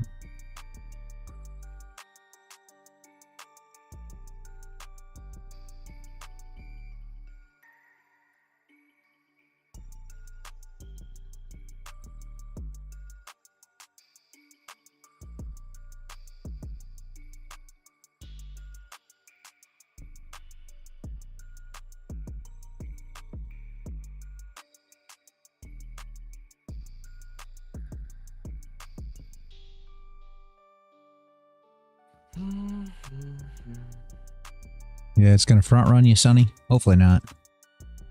Hopefully they're just building a few longs here because so many people are trying to catch that knife. You already know. And they'll come back down, knock them out. For example, me.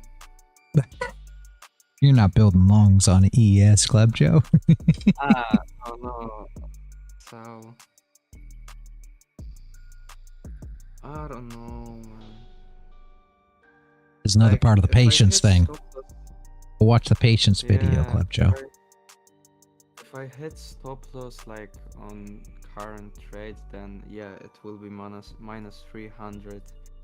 Like I said before, like 300 is like my okay, it's time to stop. Yeah, and that's what you want. You want to have a cutoff, whether it be a number of trades, a dollar value, something that says, okay, I'm done for the day.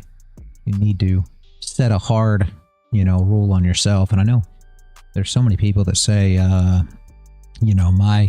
my prop firm or my funding company has a, shut off for the daily limit. And that's really what helps me and all these things. But I got to tell you, it doesn't help you in reality. You should be able to do that yourself. You should be able to tell yourself, after 2 trades, I don't trade no more. After two losses, right? X amount of money, you say 300. After $300 loss, I don't trade anymore. You should set these rules for yourself. You shouldn't need a company to turn you off because you got a soft breach on a daily limit. I mean, that just doesn't make any sense. You should have rules in place and follow them. So, consistency has everything to do with staying disciplined, being patient, and following your rules. You have to have your setup, you have to have your entry, and then you execute. There's nothing more to it than that. That's true. But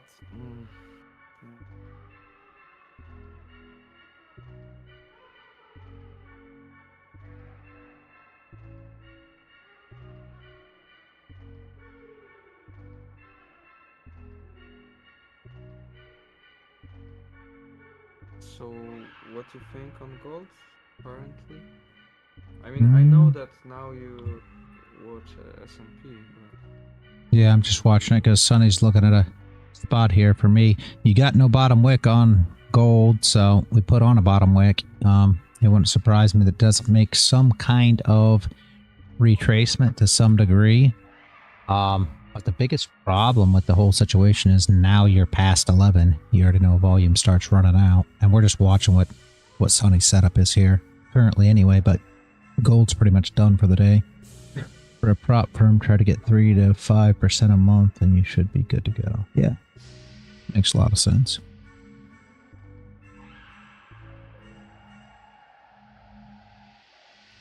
ay, ay, ay.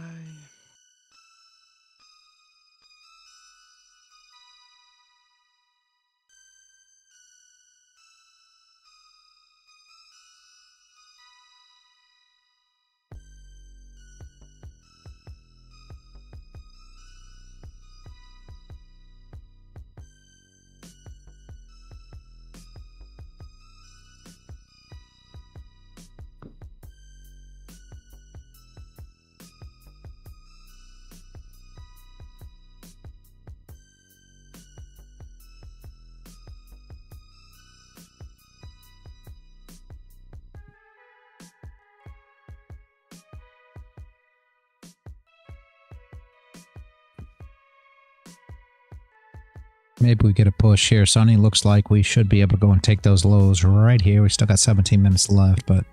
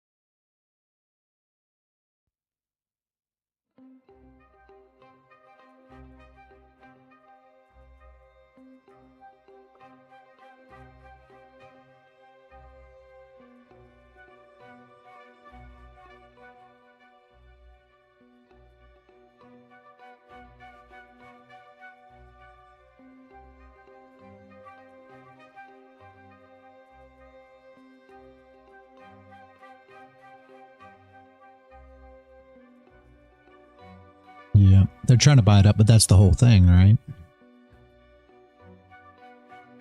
You want to see them stop trailing first.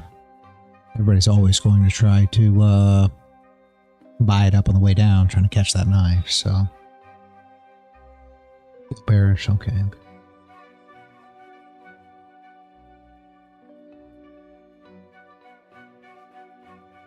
Ooh.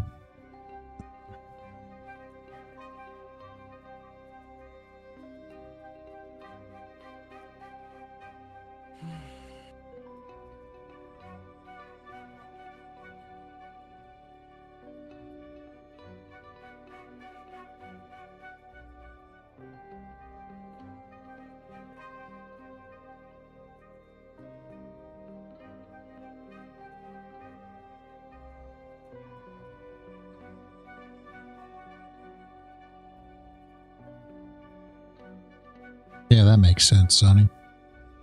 That makes sense, that makes sense.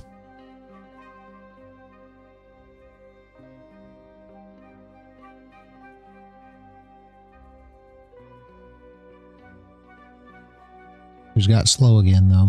I sure hope we don't see the same thing as we saw yesterday afternoon, where it was just super stalled out.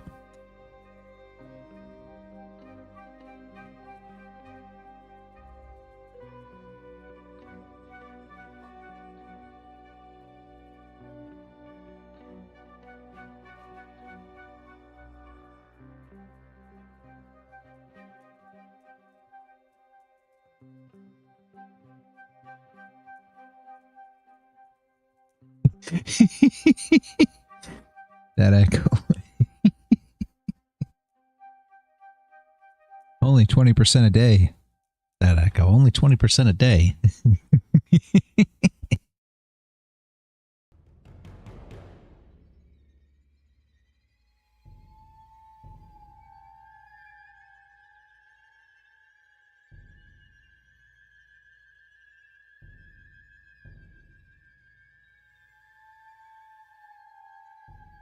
That works. That's the way to do it. Set the TP for 350 and be done. Nothing wrong with that.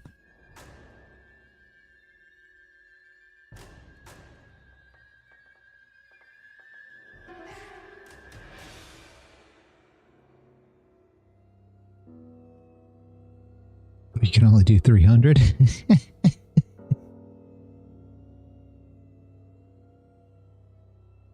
Yep. Yep.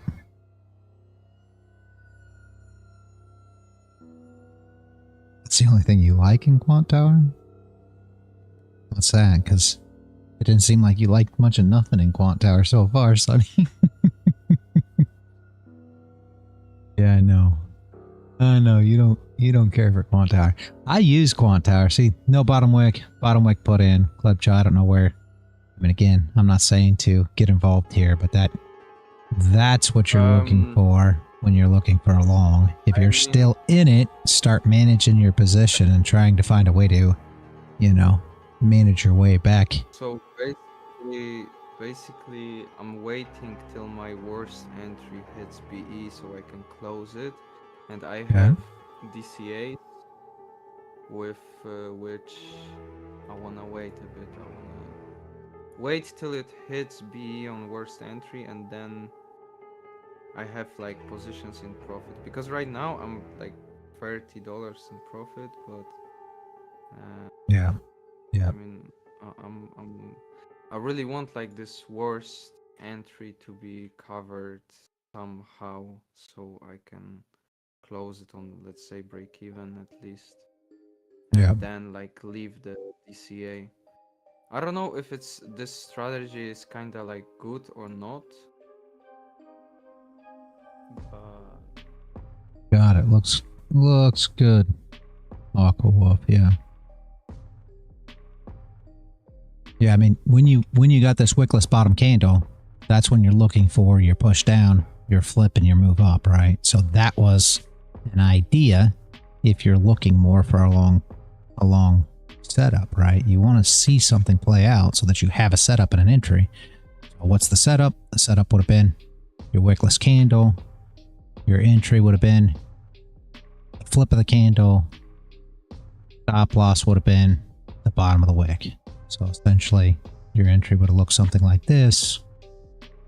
And now you can ride this up if you were looking for longs, you know, just a suggestion. And what are you anticipating? Well, you're hoping to get to this level, right? You should take profit probably right around here, about the 0.5 of that candle, because that's a good recovery zone where you're going to see shorts come back in because they think this is a retrace to go short.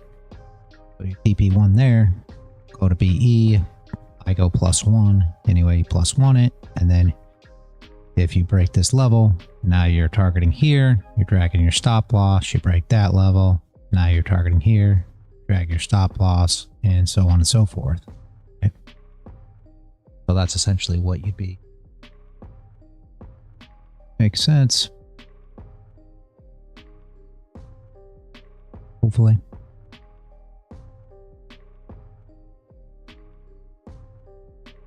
And that'll put you, if you come up here and test this, and you could have took profit here at weekly open, which wouldn't have been the worst thing in the world. That'd have been about $400 per contract. Taking profit there and going to BE. Yo, what is that long? Sorry, I wasn't listening for a minute. We have no bottom candle on 15 minutes, so it's still risky. Yeah, your long would have been the flip of this candle on the 30. So you got no bottom wick. It drove down, and then the flip would have been the entry. And you could have TP'd one at weekly open, which was just over 42. ticks, so you would have been at like $400 per contract, or you know, you can hold out, maybe go +1 here and take first profit here, which would be about $800 per contract, and then try to ride it up through the levels, just pulling your stop loss, because you should see a retracement about 0.5 of that. You're going to call it a vector, fair value gap, a single print, whatever you want to call it, the candle there, right? So that's where you'll see people start coming in short again. And if they fail, what will happen? It'll come up, they'll fail the shorts, you'll come down some, hold, weekly open to support, it'll run through their stop losses and run up to this level. Oh, so still we can like lower. You are expecting lower. Or did I misunderstood a bit? No, shorts will start coming in here. So if you were long from the flip, then you'll start seeing a reaction here because people will start shorting there. And if it holds, then it'll come back through and it'll tap their stop loss. You're going to see 0.5s come in. How price also behaves when shorts are like leaving positions, so they are taking profits, so the price also goes up, right? Well, yeah, because every short seller is a future buyer, regardless if the stop loss is hit or they take profit. So yeah, you're going to see buy orders regardless, because they have to buy to get out of their position. So yeah, you're always going to see that, and that's the whole reason that stop losses in areas of breakout zones, right? You're going to see things like swing failure patterns. Why? Because your shorts get stopped. Those are buy orders. Your breakout traders go long, buy orders as well. And then market makers turn on supply, which dumps it all back on them and grabs all the stops either way. These Quasimodo traders. What are we looking at on ES? Where are we at? Oh, yeah, it's coming back up instead. I don't like that no bottom wick, but hopefully we can come back down, grab them lows and continue on. For all you guys' sake, because I know you guys want to get involved there, but it does not look much different than gold.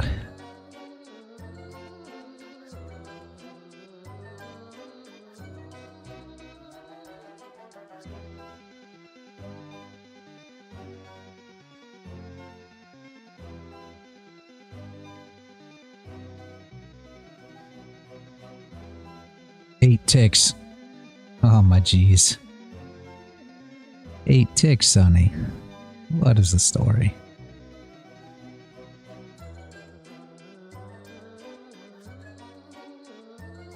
Here's the spot we were talking about. Club Joe. 27.52.6. Should be an area that wants Do I hold? I mean, that's completely up to you. What I'm telling you is 27.52.6. You're going to see a reaction right around that area. 52.6, 52.7-ish area. You're going to see a reaction of some kind. Whether it be, you know, I mean, you're going to see shorts try to start shorting that area. And now it's just a matter of do they win or not? You'll see reaction of it coming down. And then either it'll pop through their stops or they'll win out. So, I mean, that's what you're looking for there. But that would have been, your long entry should have been here. That's why I'm telling you to be patient. This is where you should have longed. I mean, you're long from somewhere up here. You should have been long here. That should have been your first entry long, right? I mean, right now I had longs on the bottom wick of the 30-minute candle, but right now when it went to break even to my worst entry, now I decided to close everything to cover this, because right now I'm back on like the 15k, right? Because I was somewhere around 14,850 on equity. On balance, I was 14,920. Almost hit my stop loss. It went back to my worst entry. So I decided, okay, it can go down again to like test those lows again. So what I mean, I heard what you were saying, like you would long here, probably it will go up, etc. But I was like, I don't wanna risk it a bit because we have like no bottom wick on 15-minute candle, right? And Yep. I'm thinking that yeah, we could flip it still because there's 4 minutes and like it's $5, so it would have been like sharp move down, but it was kind of concerning for me, and I was like, let's maybe cover this one, and let's think that I started this account all over again. Like there was no yesterday, there was no today, and I start from the beginning. Because yesterday I was in profit of $108. Today I lost, recovered, back to 15k. Let's just stop here. That works. That on works. 7k, on 7k, I was yesterday on $58 profit, so 58 above 7k. Today I lost, but I didn't lost much on this account because $37, so I was still above 7k. But I also longed on this account, and now on this account I'm in profit of $106.55. So it's good. Like if I would sum up those two accounts for today, I'm on like break even kinda, because I lost on 15k but made money on 7k. That works. I need $244 more on this 7k account to pass, and also minimum trading days of 3, but I have 1 already and today is 2nd, so that makes sense. Aqua Wolf 2756 being the 200. That makes sense. That makes sense. You'll see that reaction there. You know, going to be about the same thing. All the stuff's about the same, honestly.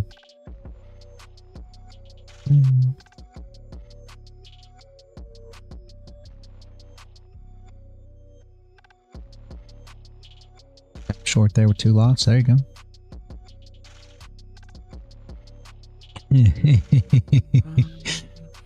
Yeah, no over risking, right? Aqua Wolf.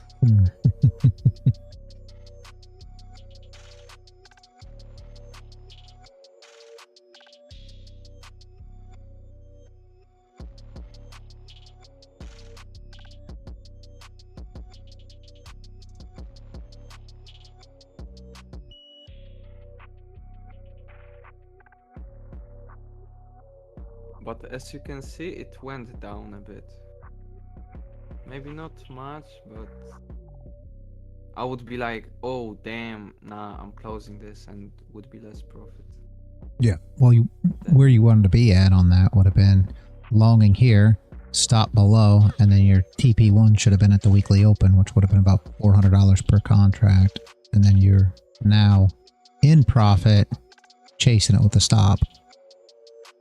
You see what I'm saying? That would have been your ideal entry if you were looking for an actual like set up an entry to go long. That would have been one you could have took advantage of. A little risky, but yeah, we know there's reactions on the flip. That's how when Sonny comes up with a level, that's what we look for a lot of times, is a no wick candle and then a push for your wick on your next candle and then a flip.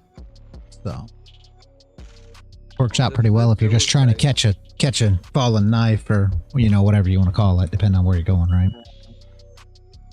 The flip was like 63 pips if you would long the only flip, so it's good. Wait, because my mom is calling me. We had a long setup on gold just now. 4:03 p.m. Exactly what I came up with this call.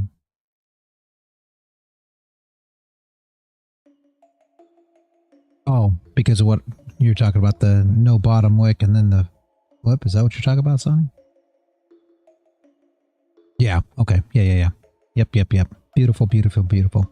See, Sonny sees it. Very beautiful.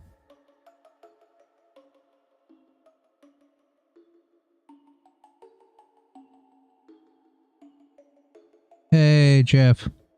How is it going, man? What are y'all up to? Well, it's 11:30. We're about up to closing, but so far we're still here. Just conversating. Watching these things move. Can't sleep because you ate food? We should have had turkey. Turkey will make you tired.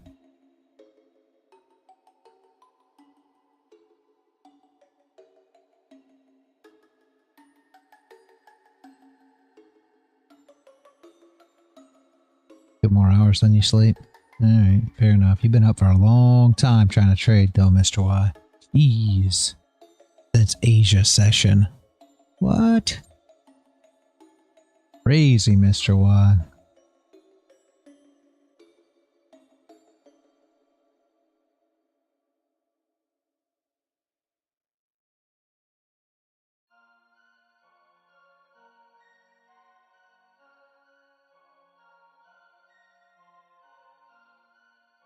That I closed.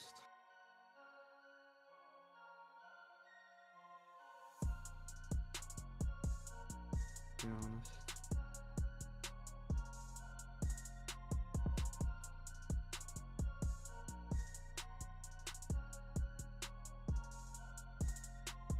Does anybody have any questions today, guys? At 11:30. Probably going to move sideways on gold for the rest of the day. That's normally what we get about this time. Tomorrow we got news. Movie recommendations. I don't know, Aquawolf, what kind of movie you looking for? Remember, this is Sonny's POI for ES. Screenshot, put on your chart, whatever you want to do. Let's see. 9 p.m. and 10 p.m. NY, there's small volume on gold, but not like NY. Totally different trading. Yeah. Yep. I'm up for anything really. Something cool, I guess. No, won't. Yeah, I'm definitely not going to give you those recommendations. You should already know that.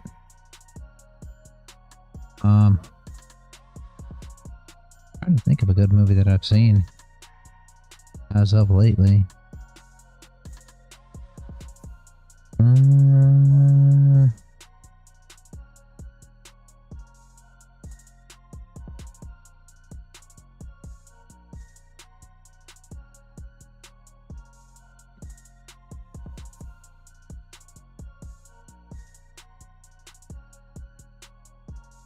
Yeah, I don't know, Aquawolf. It's been a while since I've even caught a movie. I've been busy. Last one that was good. If you're looking for like a horror type movie, the Pope's Exorcist was a pretty good movie. It was a little while ago that I caught that one. It wasn't bad though. If you're looking for like a scary movie, since today is Halloween, happy Halloween, everybody. Didn't even think about that until now, but yeah. What about a TV show? Good TV show? Good horror. Uh-huh. The good horror for like psychological horror is Midsummer. Midsummer. This one is good. I've never seen that. I'm gonna write it. I can't get into another relationship right like... now, so only one night stands. Oh my jeez, Aquawolf. Like horror, but it's like really like psychological, you know, the... Yeah. Yeah, I liked, there's a lot of TV shows that I liked, but they're all older stuff, guys, you know? The Sopranos was good, House was good, but these are all older TV shows, so I haven't watched a TV show in a long time either. I watch a ton of TV. A little bit here and there at night, normally in the form of YouTube videos. Pretty bad, but it's true. That seems to be about how our watching goes nowadays. You guys got... Question. Yeah, what's your question? So, because I wasn't in like trading world during the previous election, right? And I don't know how price behaves during like those news days, maybe week. So basically, we have Kamala, we have Trump. There will be like on Tuesday the results, as I know, and like how do like market behaves? I know it will be volatile like so much, I guess, because it's like biggest news, I think.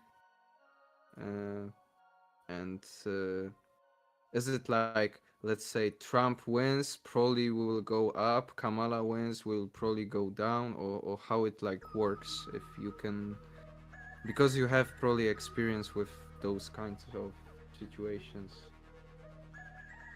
Sonny believes that we're going to have the Trump dump, so go down. So like, but like, doesn't matter who wins, probably there will be a dump. He thinks we'll stay in the bubble if Kamala wins, I believe.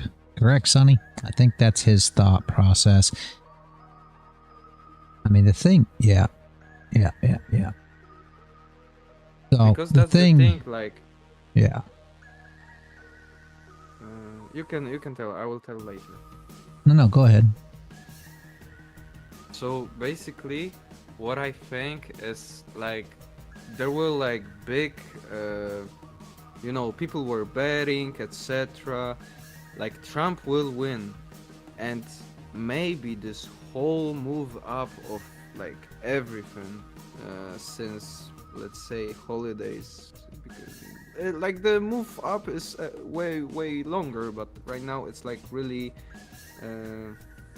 like fast move up on a lot of assets, and maybe the move of like Trump winning is priced in like already, and that's why maybe there will be some kind of black swan event or some kind of this, like that's what I'm maybe thinking.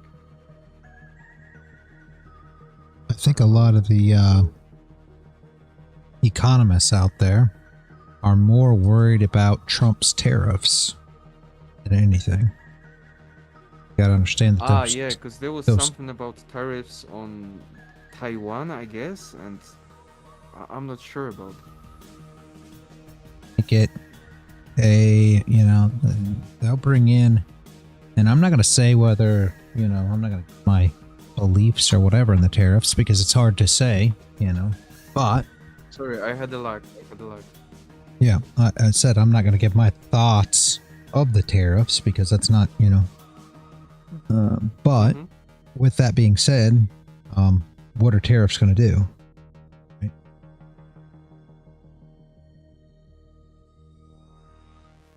I mean, that's the whole thing. So what are you going to do with tariffs if you know, charge countries tariffs to, you know, import goods? Then what's that going to do to the prices of said goods?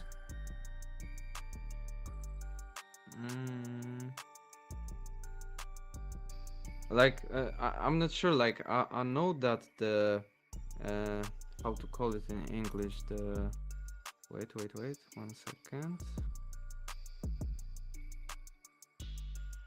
I mean firms, but enterprises. I think that enterprises will be less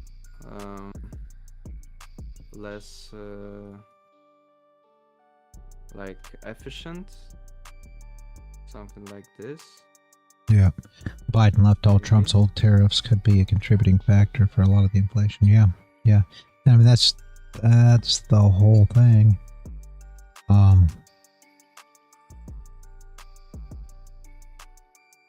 So I don't want to get too political per se. That's also how the U.S. was funded until we just talk 1913. about, Yes, like, market behavior. yes, and that's true. And my problem with the tariffs, and again, I don't want to give my opinion per se, but let's just say my problem with the tariffs, there's kind of a twofold situation, right?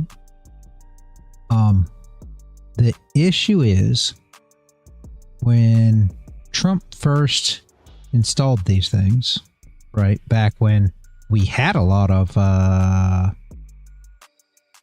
America-owned companies, maybe, when it was actually a struggle between, you know, a lot of you guys don't even remember back to the time, and, you know, it shows our age, that echo, you know what I'm talking about, back when Walmart was all about pushing Made in America. You know, Sam Walton did the same thing, Made in America, Made in America. And this was something that was huge to, you know, America as a whole. And tariffs were a great way to level the playing ground for American-made merchandise. So essentially, you could now charge, you know, China, which has no regulations in place, and, you know, they essentially get cheap labor and all kinds of crazy stuff. And you charge them tariffs, right? And now their goods are on a level playing field with United States made goods, American made goods. So therefore, people are more apt, per se, to buy American because they were similarly priced. But today we're in a different scenario. And the reason that I say that is you buy an American car, right? And just think about this for a minute. You go and you buy yourself a Ford or a Chevy, if you believe these are American made cars at this point, which is tough. No tax on American made. Yeah, exactly.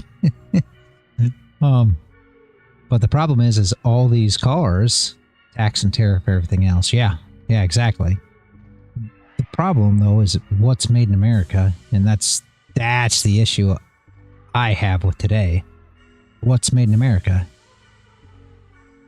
This is something that we should have did years ago, you know, when things were still made in America. When you think about, and I mean, just take a car, right? If you go and you buy yourself a new Ford truck, tell me what's made in America. Yeah, exactly. And you just hit the nail on the head there. That's the difference today. And that's my problem. Not saying that it is or it isn't going to work, but so now what's this, what's this Ford truck going to cost you? You see what I'm saying? Because now all the parts that have made it up are tariffed. So all it's going to do is drive the prices of that up just as much, and all you're doing is supporting, you know, China at the end of the day. So what's American made?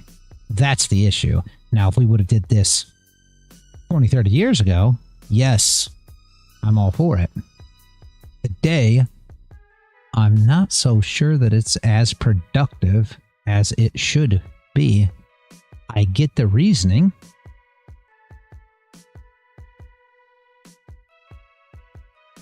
Well, that's the whole thing, Mr. Y. What they're trying to do, what Trump wants to put into place is tariffs on the other countries. So when they import things,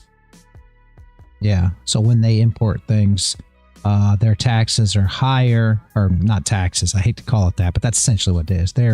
Their prices are higher, so that, you know, and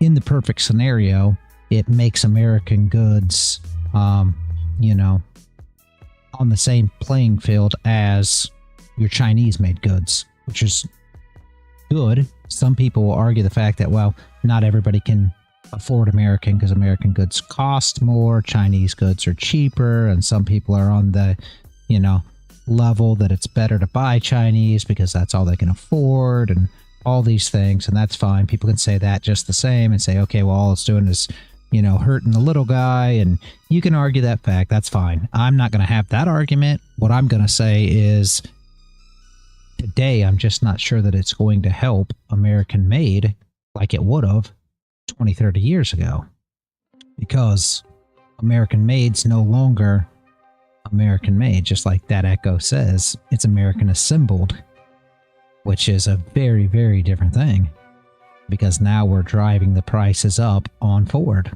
We're driving the prices up on Chevy. We're driving the prices up on all these companies. So unless we actually have big manufacturers in America, these tariffs aren't really going to do the justice that, you know, they would. Long play, just like getting rid of the debt. Yeah, it'll take time, and I agree with that too, Tom. And I would love to see it, but that's all in kind of the issue as we were, you know, as it comes to the market and how the market will react. Yeah. Oh yeah, absolutely. Absolutely. I agree with that too. Definitely has to start somewhere or else. Yeah. And sadly, my question is it too late? I mean, I think this would have been so, I mean, and I agree with you. It does have to start somewhere, but I wish if you could turn back time, of course, that's everything, right? If you could have turned back time, I would have loved to seen something like this, you know, 20, 30 years ago, because it would have made such a difference. Where today it's tough. I don't know. Somehow they're going to have to reorganize and bring business back to America. And I mean, that is the dream, right? That would be, you know, that would be the dream for this to actually, you know, bring business back to America and America to start manufacturing and producing its own goods again, and, you know, things to go back to how they were, you know, even say the 80s, right? I know that's a long time ago for a lot of you here, but, you know, we had tons of made in America. I mean, again, back when Walmart first started, you know, that was the whole thing. Walmart sold only made in America. That was the whole point. And now you can't find anything made in America there. It's really, really a sad thing that it ended up like it did. It would have been a lot better if they would have stayed on that route and these things would have, you know, took place years and years and years ago. But I agree with you, Tom. It does have to start somewhere. I hope that it makes a difference. I hope that these things do bring business back to America, because that would be absolutely great. Just give it a shot. Yeah. And you're absolutely right. I mean, what's the whole thing is, even if it weren't to work, right? Even if it drives prices up too much on the other stuff, even if it weren't to work, you're exactly right. At least as a shot. I mean, what are we going to do from the other side? Oh, I'm not trying to be funny. I'm not trying to get political. I don't want to get political here. Everybody already knows what my thoughts are on who I think the better candidate is. So I don't I don't have to argue that fact. But yeah, I mean, what are you going to do from the other side? There's absolutely nothing. So again, I don't want to push political views by any means, but you know, it is worth giving a shot for sure. No way. Aqua Wolf, that's not even funny. Not even funny. Look, now it's straight on all the media sources that you said that. Thank you. No way. No way. Just so we're clear, Aqua Wolf has lost his mind. That echo. Oh my jeez. Oh my, no, it's funny though. It is funny. There was I forget what her name is now, some YouTuber, right? That echo, and you could be part of this.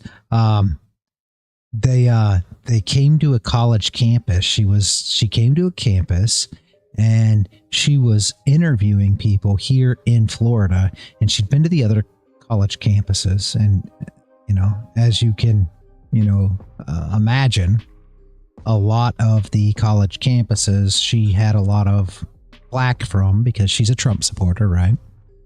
And they all wanted to vote for Harris, right?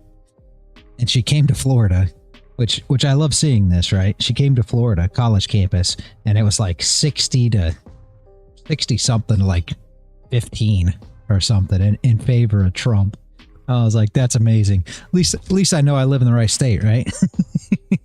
Absolutely amazing.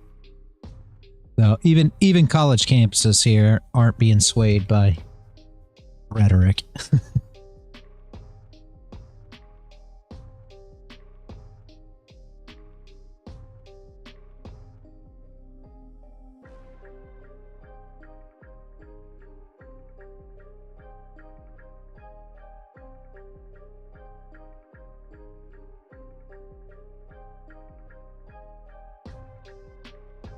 They always say college is the worst of it. I don't think you're going to see that.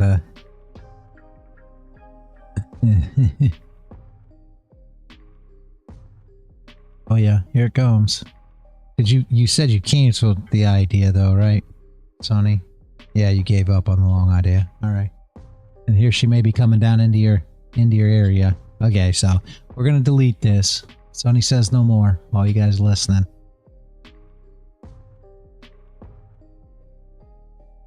Taking it off. Did you see MSNBC or whatever it's called, where it showed Trump's rally at Madison Square Garden and then showed footage of Nazi parade? No, I didn't see that. I do know that the last rally he just came to, he came in a dump truck. Or not a dump truck, sorry, a garbage truck. I thought was hilarious.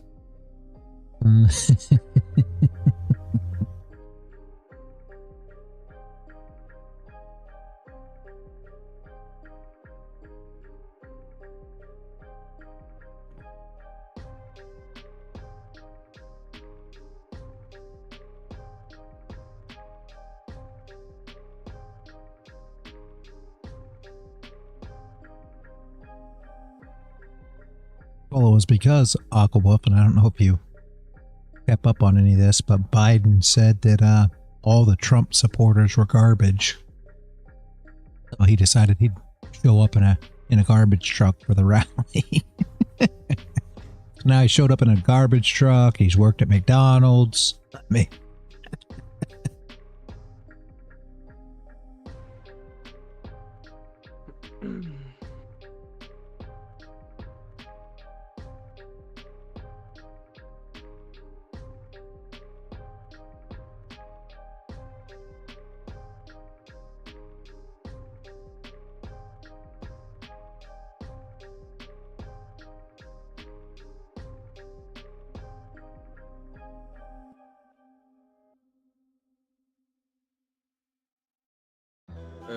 Why SPX futures has only New York session and NQ futures has New York, Tokyo, and EU?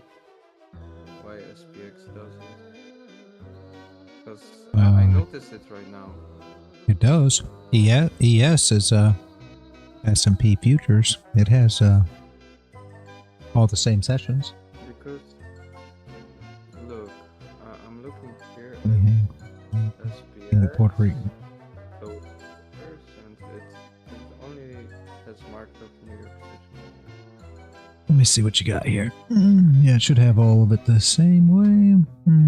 That's because you're not on ES. Or if you're looking for futures, so yeah, it's ES. Yeah. Oh, okay, so Puerto Ricans laughed and Democrats didn't. Oh my jeez, Aquawolf.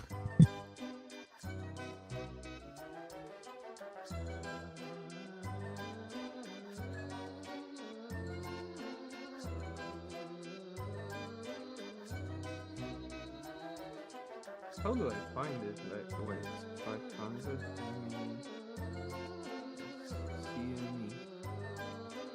Yeah. Yeah, you can just put in Why? you can just put in ES for the Oh, ticker. yes, I have it right now. Okay, Yeah. so let me take this off and this not. Okay, now I have it.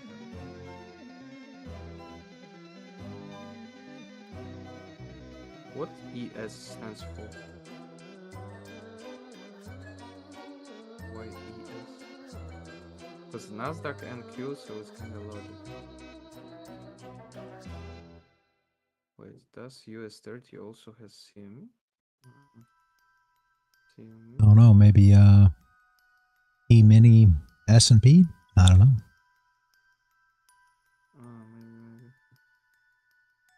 Maybe.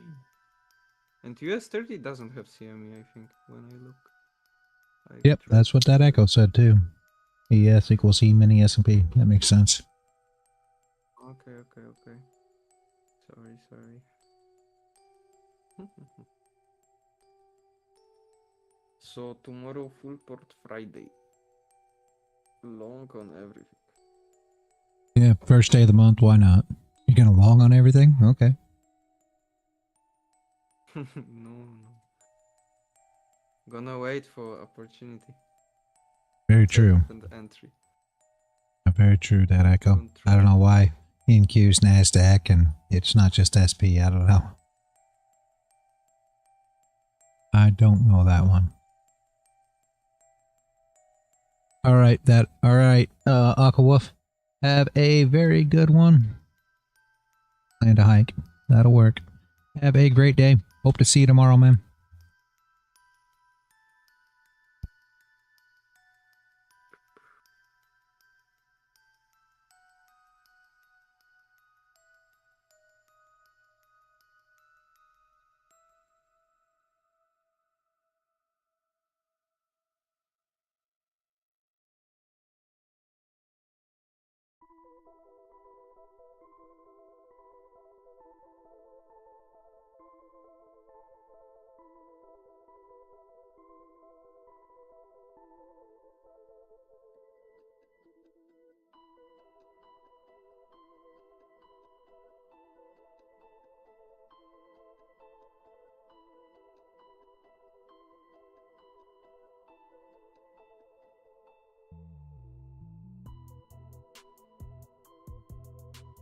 Alright, guys. Does anybody have any questions? If not, I think I'm going to shut down. The wife just brought me lunch. Be back first thing. Yeah, you too, man. I'll be back first thing tomorrow morning. 6 a.m., guys, for whoever wants to tune in. Yesterday you fall asleep, Mr. Y. Nothing wrong with that. See you later, Jeff. Have a great rest of your day. Mr. Y, have a great rest of your day. Club Joe, have a great rest of your day. Sonny, have a great rest of your day. Hey, mine, have a great rest of your day, guys. First time here. See you tomorrow. Beautiful. Love to see you, Tom. Welcome, as always. Have a great rest of your day, Tom. Crown, have a great rest of your day. Ace, that echo. Have a great rest of your day, guys. I will see you all bright and early tomorrow morning. And as always, guys, stay consistent out there. Bye-bye.